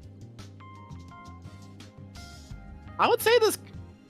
Personally, I want to say this, like mechanically and technically, this card is good, but if this doesn't, like, wipe out your opponent, you're gonna have a few turns of just doing fucking nothing as you try to regain your hand. Yes, the top deck war. So, you say it is good. Yeah, I'm gonna say it's good, technically. You are correct. And you are technically right. So, chat got this. You obviously wouldn't know. So, Lucky, you are looking at the unerrated version of this card. This version of Chaos Emperor Dragon, as it was originally printed, was fucking banned. He was a incredibly strong card because nothing about him says that you can't activate effects for sending to the field. So what you would do normally with Chaos Emperor Dragon was summon him, blow up the entire board, do damage to your opponent, and then you would add a card called Yatagarasu, which, if it does battle damage to your opponent, prevents your opponent from drawing a card. So you cause your opponent to ditch their entire hand and board. You normal summon Yatagarasu because he's searched off a card that you sent, from your hand or field. And basically, it's called the Yata Lock. They are locked out of the game. To prevent this, Chaos Emperor Dragon was banned, and Yatagarasu was banned for many, many years. Because Chaos Emperor Dragon was a very famous monster that was on the in the anime, they allowed him off the ban list. Yes, also, by the way, chat, this was one of the first ever forbidden cards. This is one of the first ever banned cards in Yu-Gi-Oh! They did not... to explain for Lucky and the people at home, Yu-Gi-Oh! Did not start with what was called the forbidden list. It was just the limited list. You could originally only play... you can always play 3 copies. Some cards you can play 2 copies, what we call semi-limited. Some cards you can play 1 copies. The 0, forbidden, did not exist until the ban list that put this guy on it. Now, the eroded version of this card is slightly different. It is probably not considered a good card anymore, but basically, that version just says you send as many cards in both players' hand and field as possible, and then send... inflict 300 damage to your opponent for each card sent to their graveyard. So that was the thing you caught. The new version only is their cards. And it also says you cannot activate other cards or effects during the turn you activate this card. So it is just the big nuke whammy, and is generally not considered super good. But I specifically showed Lucky the pre-errata version, which was a good card. There was another bamboozler for you, chat, specifically. Okay. All right. So, you remove Chaos Emperor Dragon, who came out in 2005, by the way. Old school shit. And we move on to one of our last 2 cards. So, give me the spin. Which one of the 2 is it? All right. Well, we're ending on an interesting one, but this one is also an interesting one.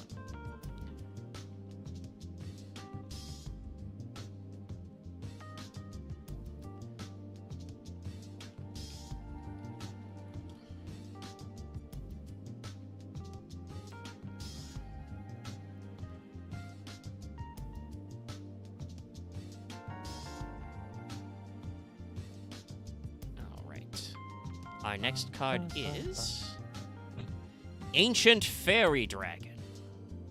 It looks like this. Oh, aren't you a cutie? Ancient Fairy Dragon is a level 7 dragon synchro monster.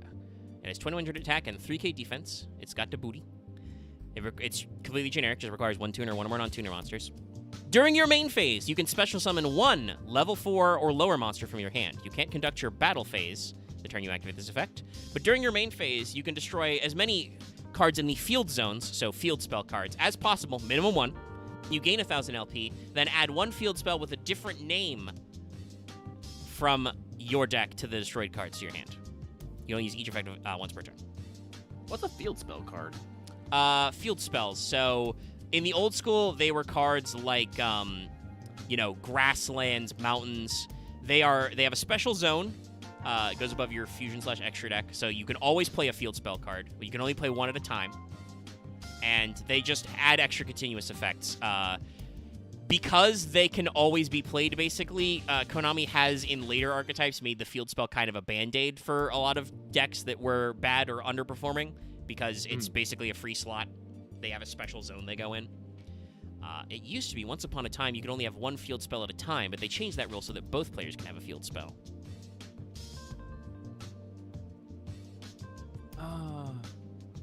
But the battle phase is important, isn't it? True. Like you do the big. But I would like to remind you, I did say on your first turn, on turn 1, you cannot enter the battle phase anyway. Oh, I guess. So if you're going first, Ancient Fairy Dragon does not necessarily cost you anything. Also, the field spell effect doesn't do the battle phase thing, only the extra summon. Oh, okay.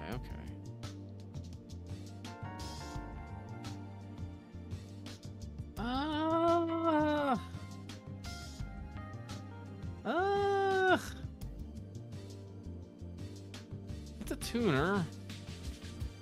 And special summoning a level 4 monster means you can probably get something interesting out because it won't take up your normal summon.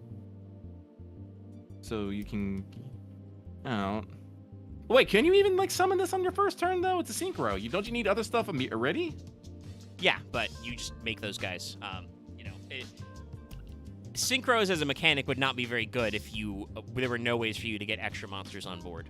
So you can have a normal summon, but there are quite a few ways to get extra guys on board to make a synchro summon work. Okay, well, the card doesn't look particularly flashy, but how common are field cards used? Does like all decks use them? Or not literally all decks, but they are very common. Well, that is battlefield control, and battlefield control is important. So it basically gives you access to more and denies your opponent that, and gives you life points. And if you particularly do it on the first, or you don't have anything you're particularly doing, that's good. So yes, I'll say it's a good card. All right, Lucky says it's a good card. I forgot to use my spooky music for that. But that's okay. Everybody loves the smooth jazz. You are correct. This is another funny one. So technically, the image I posted to you is this card's pre-errata version. Because it was so good, it was banned.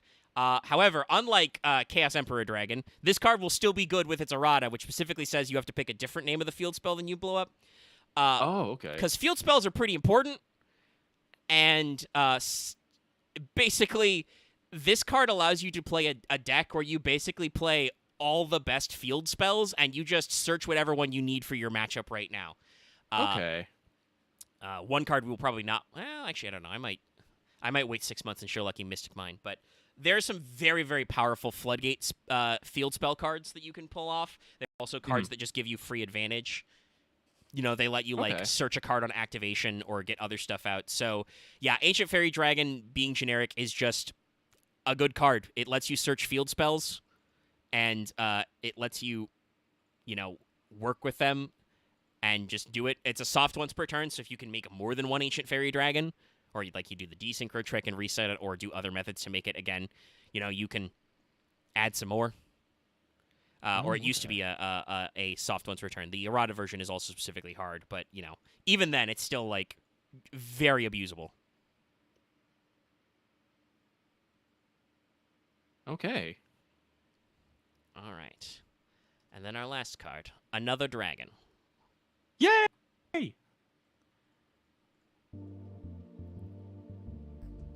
Okay, I'm not using the scan. They use the ghost rare version, which is like a weird, shiny black and white. Ew. Yeah, they're weird. They're really, really rare, so people who are into card rarity like them, but I think ghost rares are kind of greeble looking. Okay, here's a nice blown up print.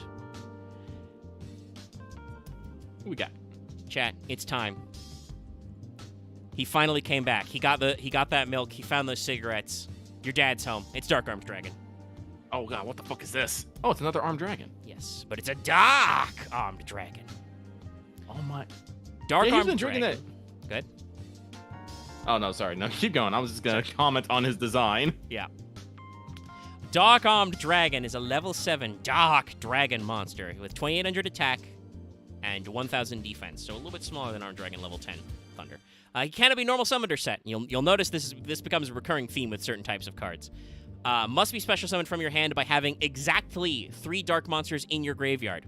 You can banish 1 dark monster from your graveyard, target a card on the field, destroy that target.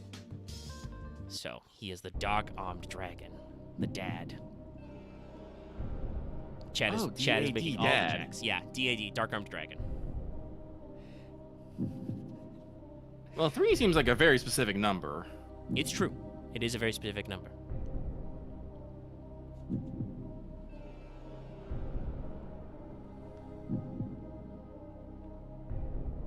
I'm rocking back and forth a bit while I think here. As you do. The music is dramatic right now. I remember to do the switch. So it cannot be normal summon or set. So you have to have 3 dark monsters in your graveyard. Exactly 3. Exactly 3. No more, no less. Which, depending on how your game has been going, seems hard. Seems like a pain in the dick to summon. Let's see here. You can remove from one play 1 dark monster from your graveyard to destroy 1 card on the field. Yes, banish a dark in your graveyard. Well, I mean, it means if you get him out and then all of a sudden you flood your... Also, that's not a once per turn. So, you can do that I just about to say that. I was like, wait a minute. That's why I stopped talking. I was like, you got it. Wait a minute. Clicked. He has at least 3 pops right away. He has 3 pops right away, and depending how things go, he could get more. Like, I would say immediately off the gate that this is a good card, but just that specific 3 gets me. I don't know how easy it is for players to control what the fuck is it. Well, actually, no. That's a lie. I think I've seen here, there are actually quite amount of cards that just be like, nah, banish things from your graveyard. I'm just like, oh. And just being able to just get rid of more things from your graveyard just to tell your... Well, let's see here. Roam play dog monster from your graveyard to destroy 1 card on the field. Yeah, no, that's just fucking daddy's home and he got the fucking belt. I'm gonna say this is a good card. All right. Is Dad a good card, chat? Yeah. Again, this is one of those ones where, like I said, some people in chat might fight me. You don't really play the Dark Armed Dragon deck anymore. This was... Remember I discussed that concept of Tier 0 earlier, Lucky? Decks that have over 60% representation? Dad was part of the first Tier 0 deck Yu-Gi-Oh! Ever saw. This card was super expensive back in the day because there were a lot of decks that were dark focused that would very specifically manipulate the graveyard. So you would get the 3, you would summon this guy, you would blow up as many as you need, and then you could either use just the fact that Dad is big to punch out and win the game, or you could use other cards to go into future plays. Synchro summoning was the easiest way. You'd get like a level 1 tuner and make like a scary level 8 guy or something. So yeah, strictly speaking, the only reason why Dad isn't still played is because there are decks that do this simpler. You probably weren't thinking about it because it was like the second card we did, but basically, Access Code Talker is just Dad, but modern with more text. Oh. So yeah, listen, Dad doesn't have any protection. It's true. Otherwise, he wouldn't be your dad. But yeah, he's still like fundamentally this card changed the way Yu-Gi-Oh was played, and nothing is, unlike other cards I mentioned that had erratas and stuff, nothing about this guy has actually changed that makes him less good. It's just there are better versions of him that exist. Also, yes, Carlos put it well in chat. That's not a once per turn in a summon effect. If you have 3 dads in your hand and you have 3 darks in graveyard, you just make 3 dads. They can't all use their... I have 3 dads now. You can't all use their destruction effects that way, but that means you still have 3 big guys. Oh, that's also, yes. Wait, yeah, so... Oh, I get it now. If you have 3 in the field and you have 3 in your hand, you can just slap all 3 down on the field at once, can't you? Yeah. No, you just summon... Oh, that's I summon terrifying. Dad, I summon another dad, I summon a 3rd dad. It's probably why I'm pretty sure he was limited to 1 copy pretty well. But yeah, no, he's still pretty powerful. Thank you, Architect, by the way, donating a $20 super chat for the 20 points Lucky got. Hey! And yeah, it's a little obscured by the giant dark armed dragon. I'll take him away because I wanted to make sure I got a good scan of him. But yeah, you got 20 out of 25. Pretty good. Yeah, he's a limited card in other formats like Duel Links, which is the mobile game they made. I was gonna be real. I thought there was gonna be more bad cards in here. I felt very weird seeing like, no, this is a good card. Yeah, I tried to spice in a few bad ones and a few oddballs out there. Like I said, there were a couple where I technically I gave you trick questions. I would accept it either. But honestly, I also think you conned on pretty well to the judgment of what Yu-Gi-Oh players think is playable. Mm-hmm. Where it's just like, hey, is this a floodgate? Yeah, they probably play it. I'll have to if we do this again, we'll see. There's certainly a lot of people watching, and we've gotten some revenue out of it, so it's a successful stream. Yay! But if I compose another one on the list, I'll have to find some bad floodgates to throw Lucky off. But yeah, there's as some of you are just saying, oh no, no X card is sad. Yeah, like I said, picking 25 of these was actually hard. Like, there are Yu-Gi-Oh literally has over 10,000 cards in their card pool. Oh Jesus! A couple of years ago, they printed a promotional card called 10,000 Dragon. It was the 10,000th card. So like, there's a lot. There's a lot of cards. So there's a lot of things I could still do. I could do fucking themed episodes where I pick cards from the anime. it's all kinds of nonsense. So, like I said, if you're down to try this again at a later date, actually, that card you just mentioned, Electronic Roulette, I won't mention the name just so I can use it again later, but that was one of my cut cards. We can always try this again because it's funny sometimes to look at these guys and sometimes be like, look at that boy. Look at that dad. But I hope you've all enjoyed this. At about 2 hours, we've run out of my list of cards. And, well, I do know that some of you are in the Yu-Gi-Oh mood. Personally, I am in the mood to get back to grinding PvP in Final Fantasy XIV. I need those minions and those glams and shit. Give me that good shit. I'm only rank 12. But yeah, this was a pretty good stream. I had some fun. You did pretty good. I don't know if you did better than I thought you would, because you've said this before, Lucky. I think you have good instincts for sussing out, like, what is a good part of a game. Mm-hmm. And once I gave you some early crumbs to, like, be like, okay, no, that's a thing that happens. This is good. You even managed to suss out cards like Pot of Extravagance earlier, which technically was a good card once, but has been supplanted by other factors because, yeah, ditching 6 of your 15 cards just to draw 2, and then you can't draw anymore. It's like, those need to be 2 really good cards. That said, if we do this again, I will throw some more pots in there, and you will understand what Yu-Gi-Oh! Players are willing to do to just draw 2 cards. We're terrible addicts. But I hope you guys had fun listening. I had fun, assembling this list and doing all my production value. Lucky, I hope you had fun playing the game. I am enjoying this. I wouldn't mind doing this again, definitely. You came out of it with a, 80% success rate. I will definitely I'll definitely have to find some more weird bad cards. Chat is just, picking out all kinds of stuff. There's a reason why I didn't take chat suggestions, because otherwise I would have had a list of, 50 cards to work around anyway. But, okay, all right, well, we'll pencil this in later. Not next week, obviously. Move back to your regular scheduled Fail Portrayal programming with me and the Brain Trust and the Goop Troop. Also, hey, if that Final Fantasy XIV thing interests you, stay tuned tomorrow for a Final Fantasy XIV stream. I think I'm going to try and get the boys to do Alexander, just to scratch that off our list. Oh, we could definitely do that. The quest to do, Fist of the Father, I think is the first one, has been sitting in my log for like a month, so. And I finally cleared Hildebrand, so I should clear out some other shit. And then, start on that. Ooh, that could be a good thing. I could take patrons to vote on one singular meme card to pick. Obviously it was mostly Pot of Greed this time, though. Technically, like Yugioh and Armed Dragon Thunder level 10 had memes with them. Though level 10 was also just a good guesser of like, hey, this card has a lot of effect text. Does that mean it's good? No, it doesn't. It's the same with Nirvana High Paladin. It says a lot of stuff. Not very good. But alrighty, thank you so much, everybody, for tuning in. We're going to let you go now. Thank you so much for your super chats, by the way. Yeah, thank you. Everybody. We appreciate you all being here, and we'll see you back for more. And, yeah. Don't forget to like, comment, subscribe if you want to see more of this. I'll let you go now. Good night, everybody. Good night.